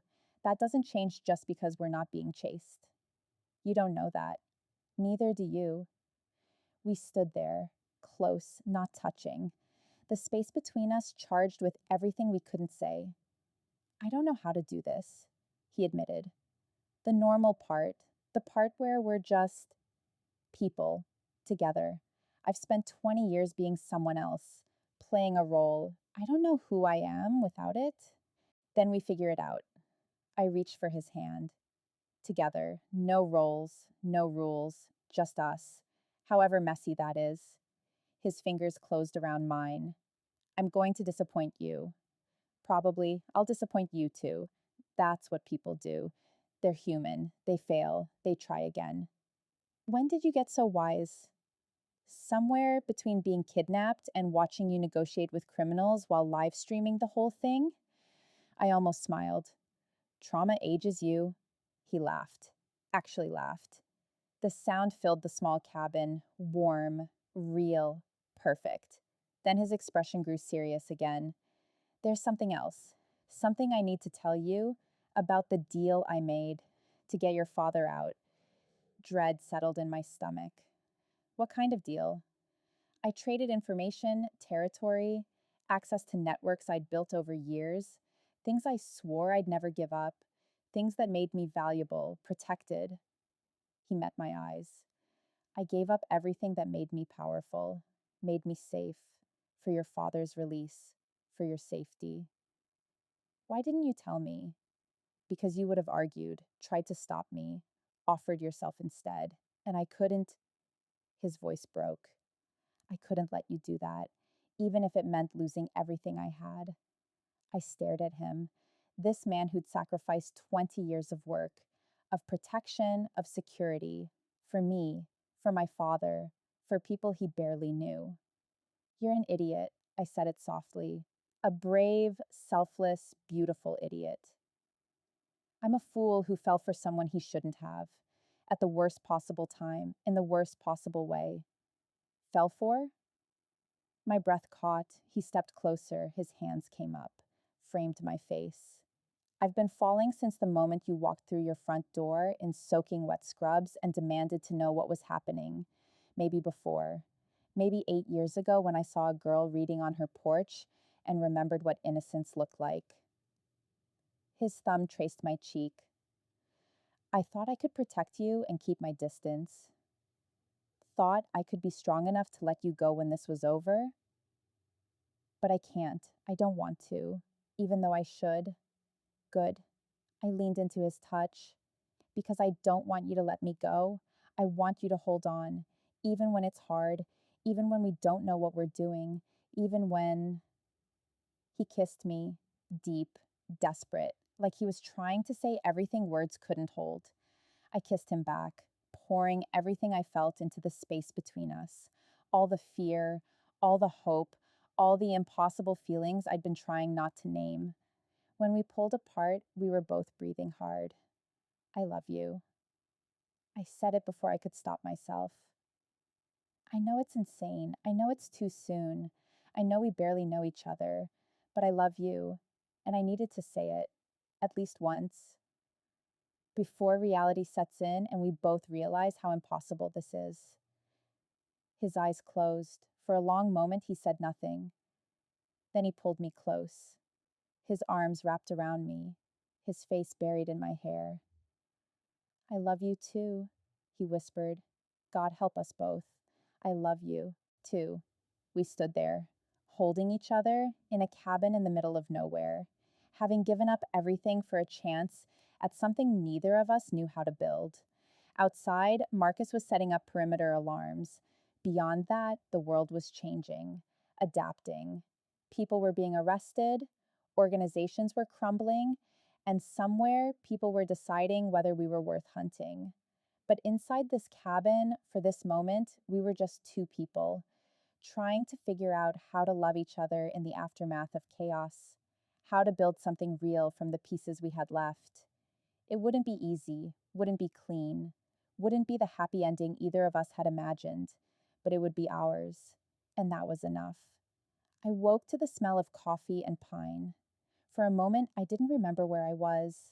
The ceiling was unfamiliar, wood beams instead of white plaster, sunlight filtering through curtains I'd never seen before. Then it all came back. The cabin, the confession, the kiss that had turned into something deeper, something that had left us both shaken and standing on the edge of territory neither of us knew how to navigate. I'd fallen asleep in his arms on the couch, fully clothed, nothing more than holding each other while exhaustion finally claimed us. Now I was in the bedroom, alone. Someone had carried me here, covered me with blankets, let me sleep. I found him outside on the porch, coffee cup in hand, staring at the forest like it held answers. He didn't turn when I stepped out, but his shoulders shifted, acknowledging my presence. How long was I out? I asked. 14 hours, give or take. His voice was quiet, careful. You needed it. You should have woken me. Why? So you could be as exhausted as the rest of us? He took a sip. Sleep was the smartest thing any of us could do. I moved to stand beside him. The morning air was cold, sharp. I wrapped my arms around myself. Where's Marcus? Perimeter check, making sure we're still alone. He finally looked at me. Dark circles under his eyes, stubble on his jaw. He hadn't slept. Coffee's inside, fresh pot. I didn't move, just studied his profile. The tension in his shoulders, the way he held himself apart. Something had changed while I slept. Talk to me, I said it gently. Whatever you're thinking, whatever's making you pull away, just say it. He was quiet for a long time. When he spoke, his voice was hollow.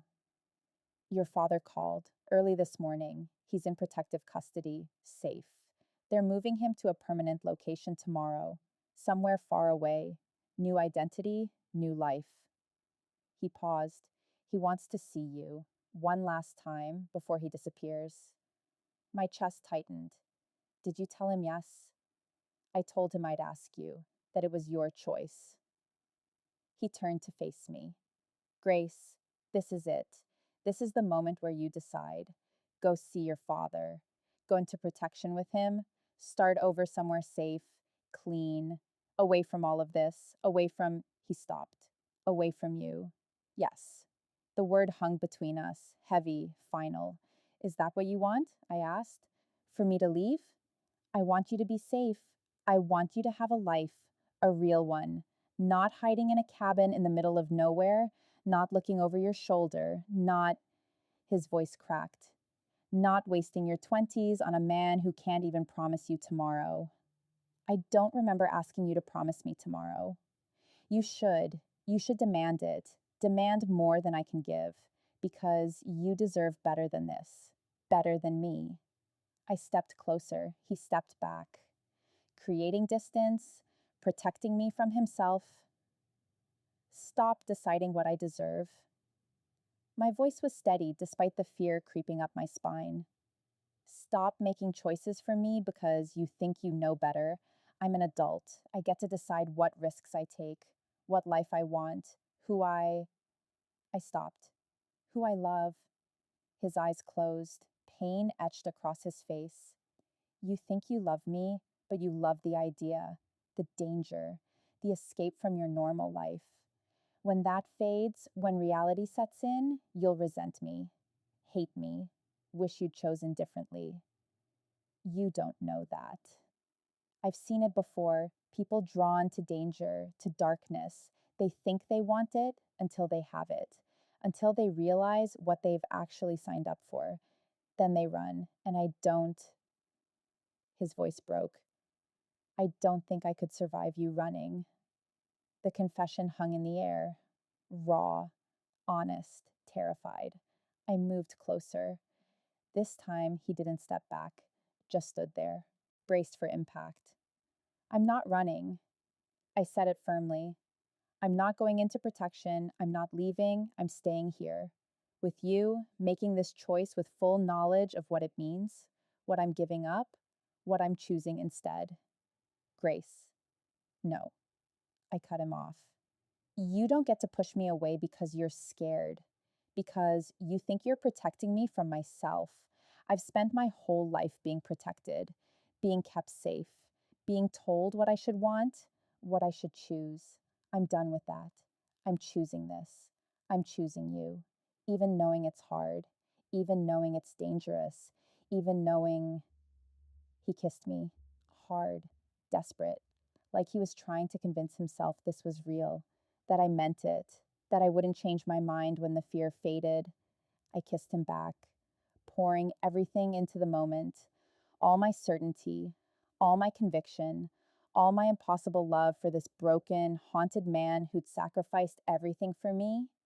When we pulled apart, we were both shaking. I love you. He said it like a confession, like a prayer. God, I love you, and it terrifies me. What I'd do for you, what I'd destroy, how far I'd go? Good. I reached up, touched his face. Be terrified. So am I, but I'm staying anyway. You're insane.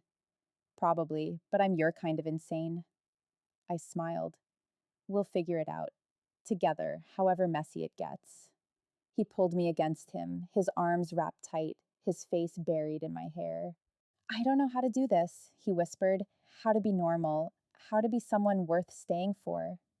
Neither do I. That's the point. We learn, we fail, we try again. Behind us, the door opened. Marcus stepped out. Sorry to interrupt, but we have a situation. The boss tensed. What kind? Two kinds, actually. Good news and complicated news. Start with good. The federal investigation is moving faster than expected. Multiple arrests, high level people flipping, offering testimony in exchange for deals.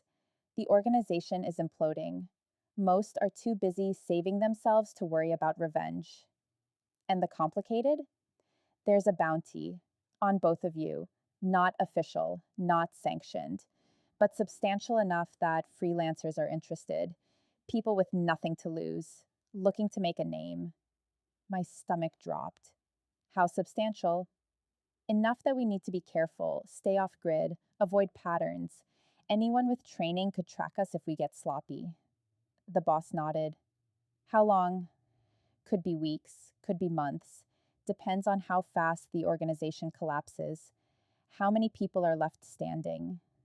Marcus looked at me. Your father's offer still stands. Protection, new identity. You'd be safe. I'm not going. Grace, the boss started. I said I'm not going. We've been through this. I'm staying. End of discussion. Marcus almost smiled. She's stubborn. I'll give her that. Stubborn's one word for it, the boss said, but his hand found mine, squeezed. All right, we stay, we prepare, we make sure anyone coming for us regrets it. What's the plan? I asked. We fortify, we set up early warnings, we train you in basic defense, and we hope the bounty gets pulled before someone stupid enough to try actually finds us. And if they don't, then we deal with it together.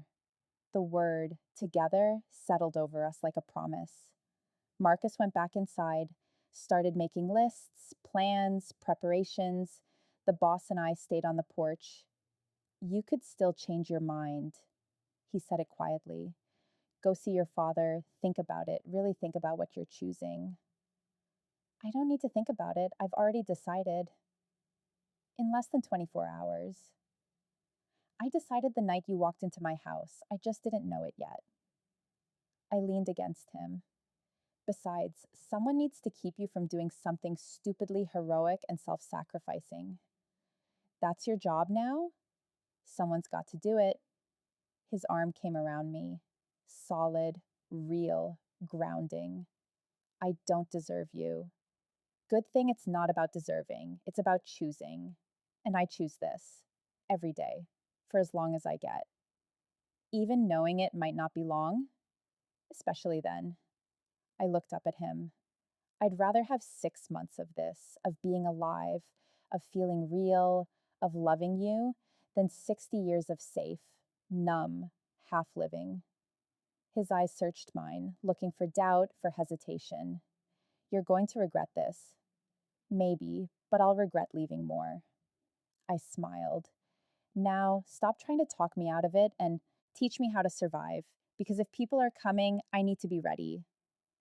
Something shifted in his expression, acceptance, maybe relief. All right, but we do this right. No shortcuts, no half measures. You learn everything, defense, strategy, how to think 3 steps ahead, how to survive when everything goes wrong.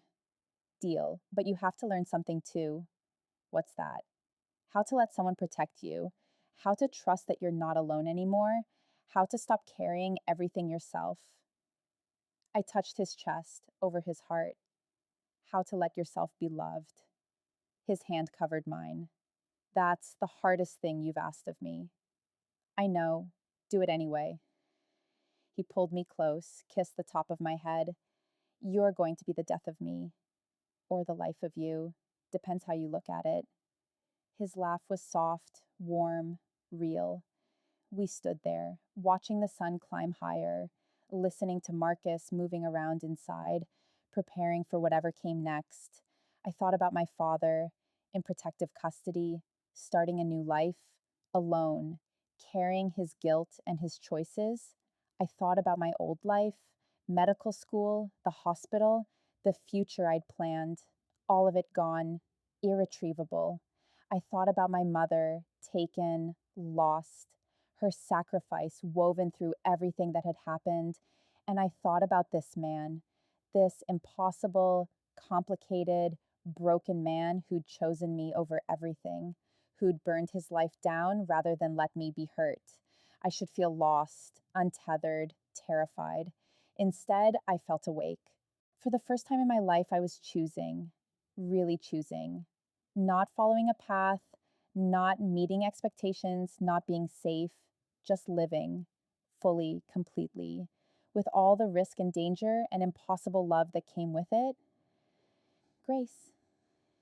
His voice pulled me from my thoughts. Last chance. I need to know you're sure. Because once we commit to this, once we really start building something, there's no going back. Not cleanly, not easily. I turned to face him, took his face in my hands, made him look at me. I don't want clean. I don't want easy. I want real, messy, complicated, true. I leaned up, kissed him gently. I want you, all of you, even the parts you think I shouldn't want, especially those parts. His forehead dropped to mine. I'm going to spend every day trying to be worthy of that. Good. I'll spend every day reminding you that you already are. Deal. We sealed it with a kiss, soft, sweet, full of promise. Marcus appeared in the doorway again. Sorry, but if you two are done being disgustingly romantic, we have work to do. Perimeter needs securing. Supplies need organizing. And someone needs to teach Grace how not to get grabbed if someone comes through that door. On it, the boss pulled back, but kept my hand. Come on, time to turn a medical student into someone who can hold her own. I'm tougher than I look. I know. His smile was warm, proud. You took on a warehouse full of criminals, lied to their faces, walked out alive. You're already tougher than half the people I've worked with. Does that mean I get to skip training? Not even close. I laughed, let him pull me inside, into the cabin, into the life we were building, however uncertain, however dangerous. Marcus had spread out maps, equipment, plans. All right, he said. First lesson, situational awareness. You need to be able to assess a space in seconds. Exits, weapons, cover, threats. It's not paranoia, it's survival. I nodded, focused, ready. The boss stood beside me, his presence steady, grounding. And for the first time since that night in the rain, the night he'd walked into my house and changed everything, I felt something settle in my chest. Not safety, not certainty, but purpose. I was exactly where I was supposed to be, with exactly the person I was supposed to be with, building exactly the life I was meant to live. It wouldn't be easy, wouldn't be safe, wouldn't be anything like what I'd planned, but it would be mine, ours, and that was worth everything. Outside, the forest stood silent, patient, keeping our secrets. Inside, we prepared for war, together, just like we'd face everything else, for as long as we got, and that was enough. 3 weeks passed in the cabin, 3 weeks of learning how to read a room for threats, how to move silently, how to think like someone who'd spent years surviving in shadows. 3 weeks of waking up next to him, learning his rhythms, the way he always woke before dawn, how he took his coffee, black and bitter. The scar on his shoulder he never talked about. 3 weeks of building something neither of us had words for. But underneath it all, tension simmered, waiting. The bounty hadn't been pulled. Marcus's contacts reported increased chatter, people getting bolder. The organization's collapse had created a vacuum, and in that vacuum, opportunists thrived. We were living on borrowed time. I was in the kitchen when Marcus came in. His expression was grim. We need to talk, all of us. The boss emerged from the bedroom. He'd been on a call for the past hour. From his face, it hadn't gone well. We sat around the small table, the three of us, a strange family built from necessity and choice. The situation's changed, Marcus said. The bounty's been doubled, and there's been movement. 3 separate teams, all converging on this region. They don't know exactly where we are yet, but they're narrowing it down. My stomach dropped. How long? Days, maybe a week if we're lucky. The boss's jaw clenched. We move, tonight, different location. Somewhere they can. No, I cut him off. We can't keep running. Every time we move, we leave a trail. Eventually, someone follows it. We need to end this. Permanently. Grace, I'm serious. We need to take the fight to them. Make it too costly to keep coming. Show them we're not worth the trouble. Marcus looked at the boss. Something passed between them. She's right, Marcus said quietly. Running just delays the inevitable. We need to change the equation, make them reconsider, or eliminate the threat entirely. I'm not putting her in danger to make a point. I'm already in danger.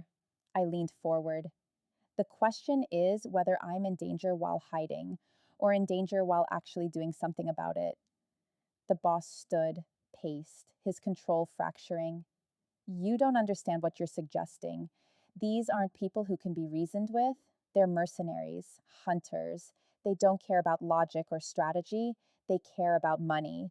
And right now, our heads are worth enough that they'll risk everything. Then we remove the money, I said it calmly. Contact whoever's funding the bounty, negotiate, offer them something they want more. There has to be leverage somewhere. There isn't. The organization's leadership is fractured. No one's in control. The bounty's being funded collectively by people who want revenge, who want to send a message. You can't negotiate with ideology. Then we send a different message. I stood, faced him. We expose more, release everything we know, every name, every connection, every dirty secret. We make it so toxic to be associated with this that the bounty becomes a liability instead of an opportunity. Marcus whistled low. That's scorched earth. Yes, it is. I didn't look away from the boss, but it's the only way. We can't outrun them forever. We can't hide indefinitely. So we change the game. We make ourselves more valuable alive than dead, or we make hunting us so dangerous that no one's willing to try. The boss stared at me, war playing out across his face. If we do this, if we release everything, there's no coming back, no negotiating, no mercy. We become permanent enemies of people who have very long memories, very deep resources. We're already enemies, at least this way. We're enemies who bite back. He moved closer. His hands came up, framed my face. I can't lose you. If this goes wrong, if they get to you because of something I agreed to, I won't. His voice broke. I won't survive that. Then we make sure it doesn't go wrong. I covered his hands with mine. We plan, we prepare, we do what you do best. Think 3 steps ahead, see the angles, use the chaos to our advantage. You're asking me to risk everything. I'm asking you to trust me, to let me be your partner, really be your partner, not someone you protect, someone who protects you back.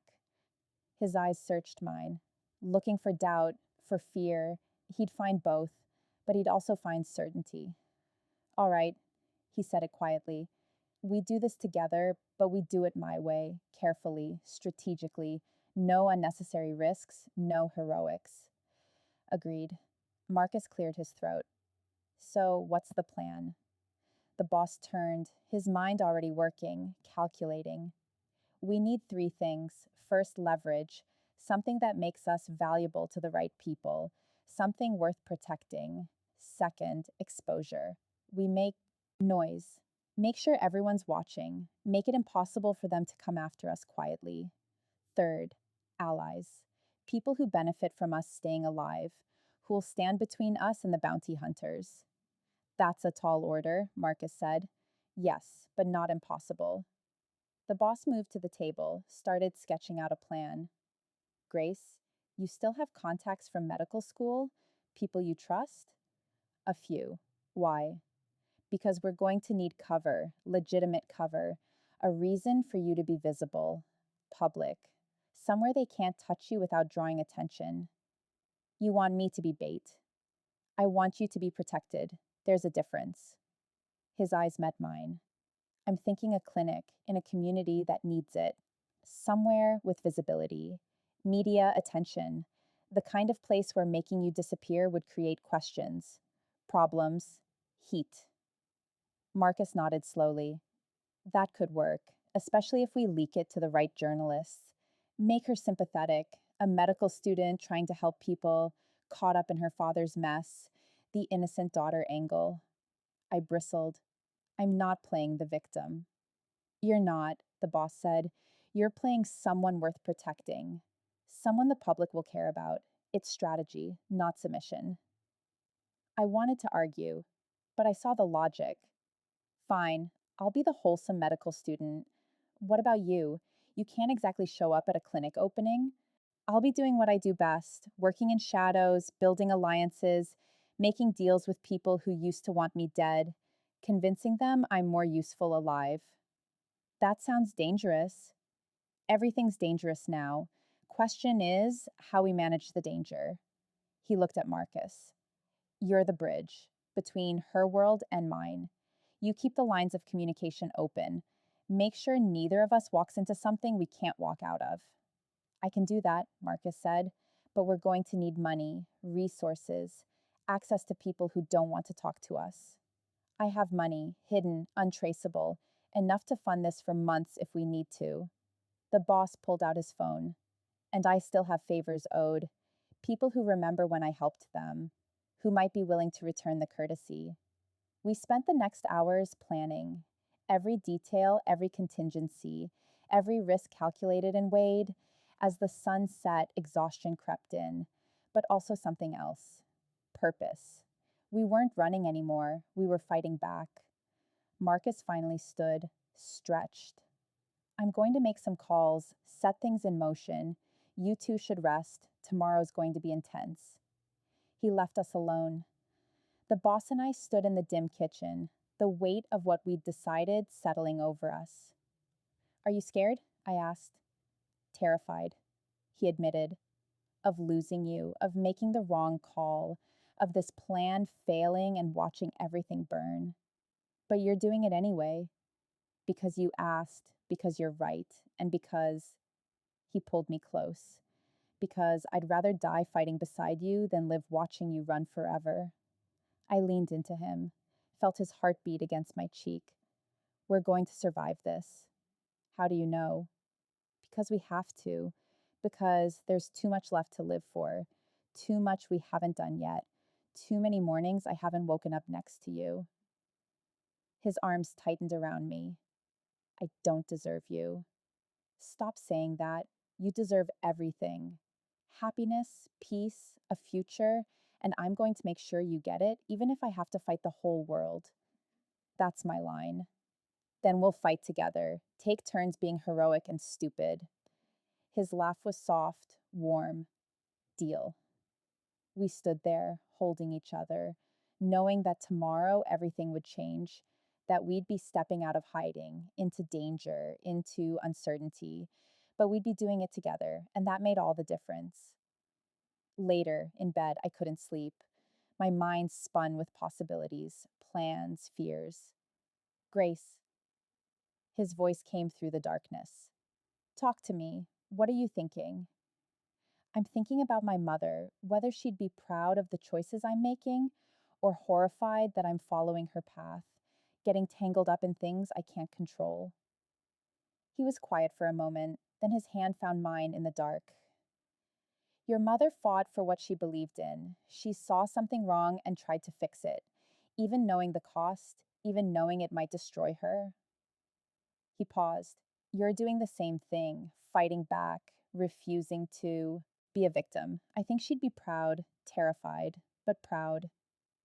And if we fail, if this plan doesn't work, if they get to us anyway, then we fail fighting, we fail choosing, we fail together. That's better than succeeding at survival while losing everything that makes survival worth it. I rolled toward him, found his face in the darkness. I love you. I don't think I've said it enough, or in the right way, but I do, completely, impossibly. I love you.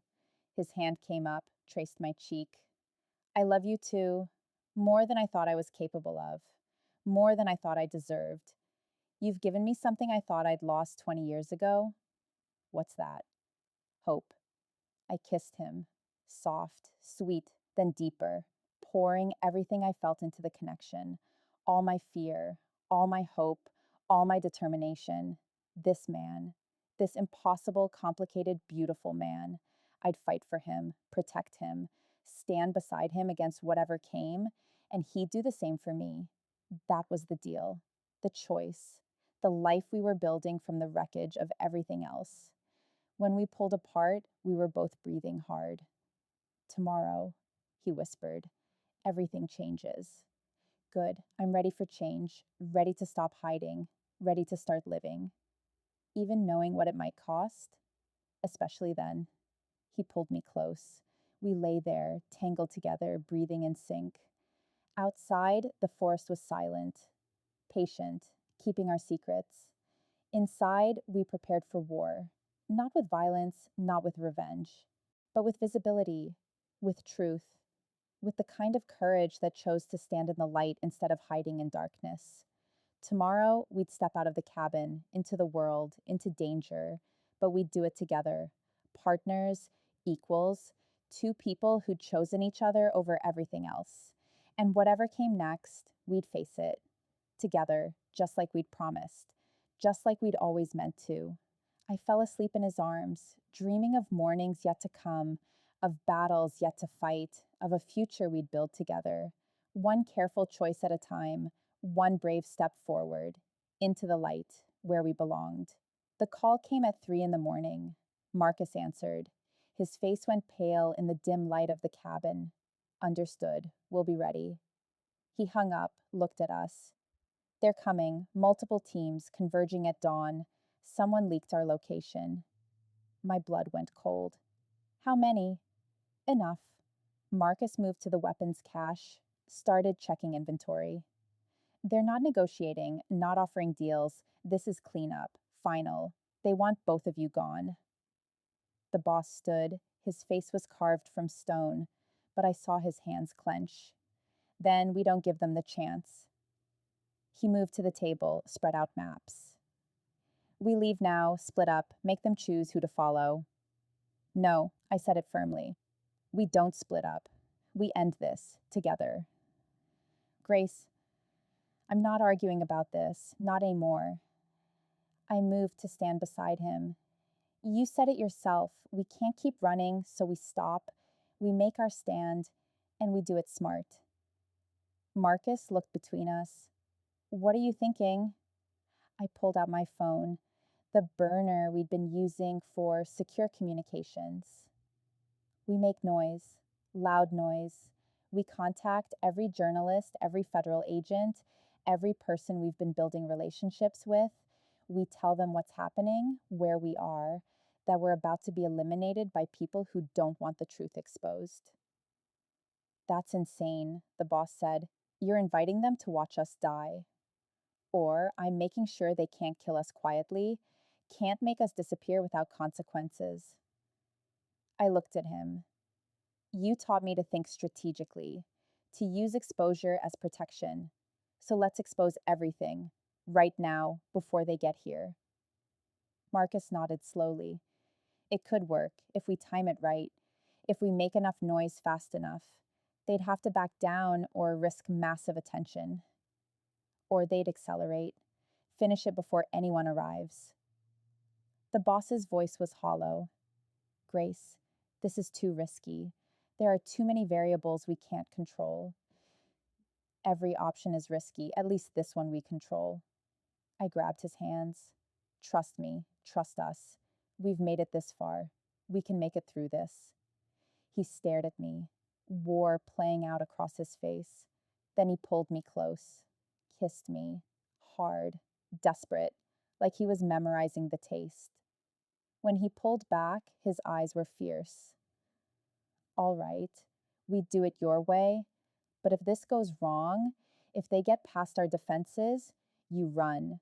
You don't look back, you just run. Promise me. Only if you promise the same. Grace. No, equal partners. Remember, we both run or we both stay. Those are the options. His jaw clenched, then he nodded. Equal partners. We moved fast. Marcus made calls. I sent messages, encrypted, urgent, to every contact we'd built over the past weeks, every journalist who'd been following the story, every federal agent who'd expressed interest. The message was simple. We're about to be eliminated. Here's our location. Here's proof of who's coming. If you want the full story, you better get here fast. Within 20 minutes, responses started flooding in. News vans dispatching, Federal teams mobilizing, everyone moving toward us. 2 hours, Marcus said. Maybe less. We just need to hold out until they arrive.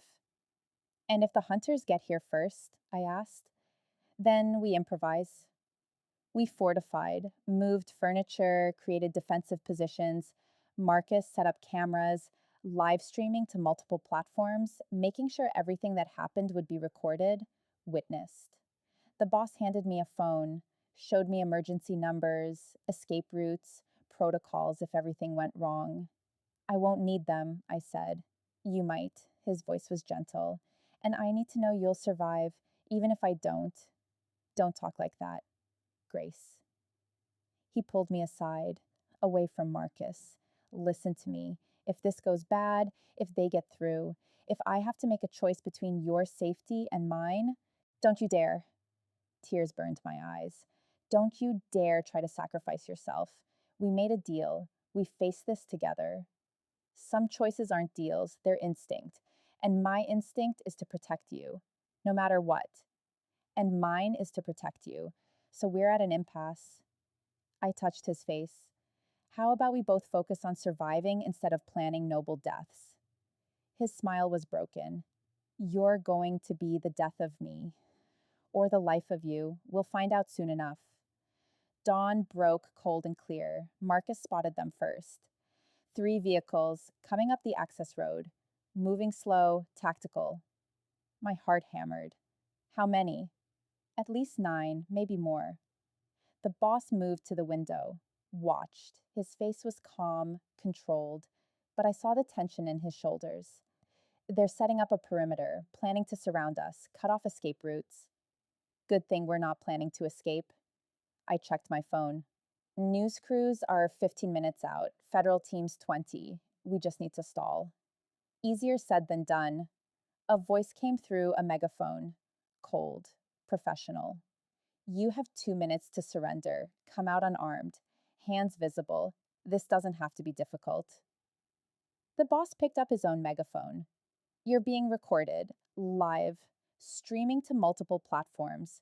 Federal teams are en route. Every action you take is being witnessed. Walk away now, and this ends quietly. Silence. Then, we have our orders. Surrender or we come in. Orders from who? The boss's voice was steady. Your organization's leadership is in custody. The network's collapsed. You're following the orders of ghosts. Walk away while you still can. More silence. I could see them through the window. Men in tactical gear, weapons ready. They looked organized, professional, determined. This wasn't going to end with words. They're not leaving, Marcus said quietly. They're committed. The boss set down the megaphone, turned to me. Last chance. There's a path through the woods, behind the cabin. Marcus marked it. You could be a mile away before they breach the door.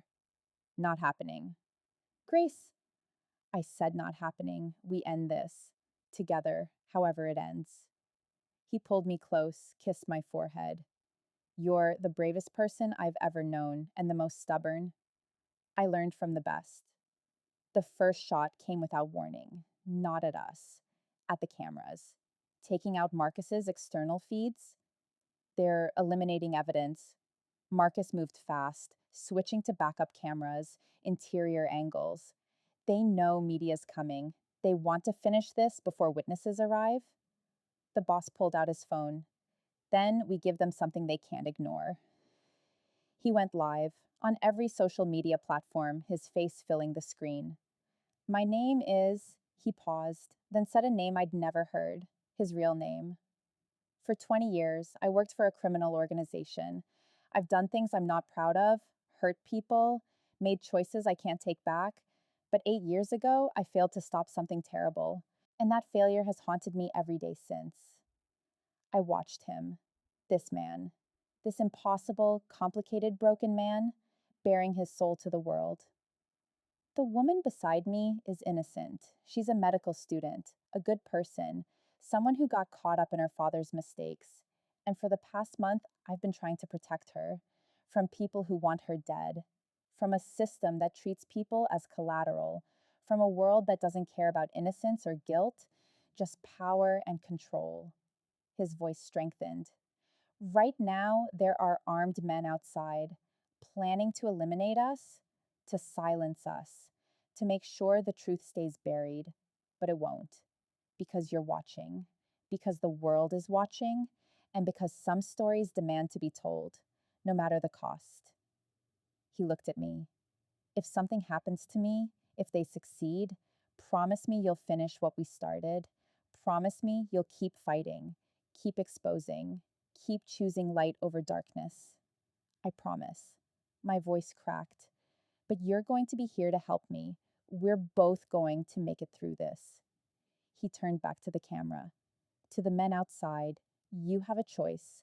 Follow orders from an organization that's already dead, or walk away, start over, choose different. It's not too late. It's never too late.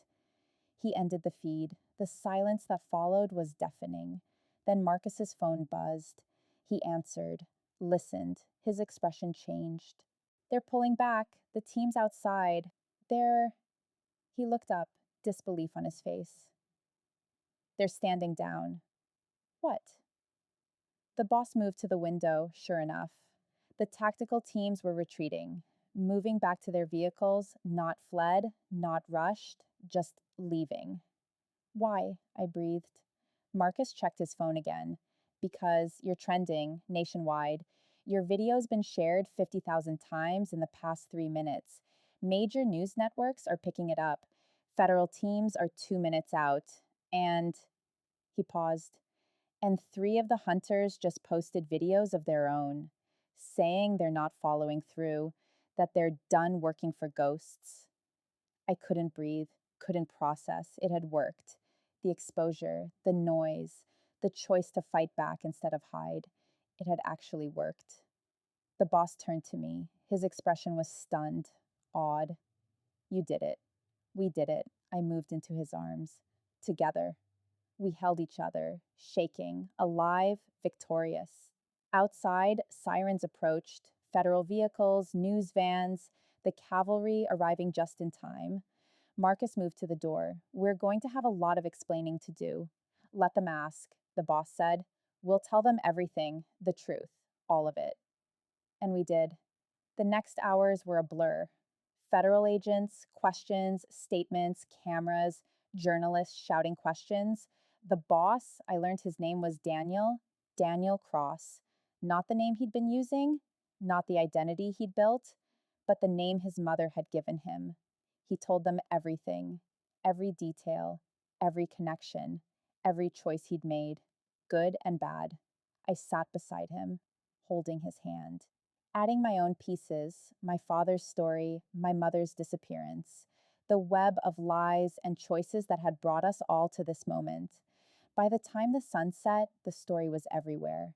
The organization's remaining leadership scrambled to distance themselves, pointing fingers, making deals, trying to save themselves. Several federal investigations were launched based on the information we provided, and the bounty was officially pulled, dissolved, no longer worth pursuing. We were free, not safe, not protected, not guaranteed anything, but free. 6 months later, the clinic opened on a Tuesday. Small, modest, in a neighborhood that needed it desperately. I'd used money Daniel had hidden away, combined with grants, donations, support from people who'd followed our story. The waiting room was full on day 1. People who couldn't afford healthcare elsewhere, families, children, elderly, all of them looking at me with hope. I moved through the day in a daze, suturing wounds, prescribing medications, doing the work I'd trained for, the work I'd almost lost. Daniel came by at lunch, brought sandwiches, sat with me in the tiny office. How's it feel? He asked. Terrifying, overwhelming, perfect. I smiled. How about you? How's the consultation going? He'd started a security firm, legitimate, legal, helping businesses and individuals protect themselves from threats, using everything he'd learned in his old life to build something better in his new one. Exhausting, complicated, worth it. He leaned back. I met with a potential client this morning. They asked about my background. I told them the truth, all of it. They hired me anyway. Because you're good at what you do. Because I'm honest now about who I was, who I'm trying to be. He reached for my hand. That's worth more than I expected. We sat in comfortable silence. Two people who'd walked through fire and somehow come out the other side. Not unchanged, not unscathed, but alive. Do you regret it? I asked. Everything we gave up? Everything we lost? He considered. I regret what I did before, the person I was, the choices I made. But this, us, what we built from the ashes? He pulled me closer. Never. Even knowing we'll never be completely safe, that there are still people out there who remember, who might come back. Safety's an illusion anyway. I'd rather have this truth, this life, this choice to wake up every day and try to do better than yesterday. His eyes met mine. I'd rather have you. I kissed him. Soft, sweet, full of promise. You're stuck with me? Good. Marcus appeared in the doorway. Hate to interrupt, but there's a patient asking for you. Says she heard about the clinic on the news. Drove 3 hours to get here. I stood. I'll be right there. Daniel squeezed my hand. I'll see you tonight. Always. He left, and I returned to my work, to the patients, to the life I'd chosen.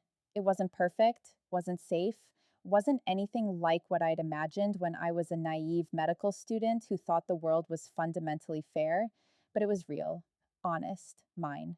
That evening, I locked up the clinic, exhausted, satisfied, alive. Daniel was waiting outside, leaning against his car, looking like a man who'd found his way home. Ready? He asked. Ready.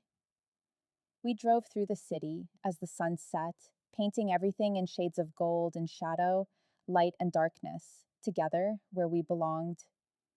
You know, I said as we pulled up to the small house we'd bought. Nothing fancy, nothing extravagant, just a place that was ours. I never imagined my life would turn out like this.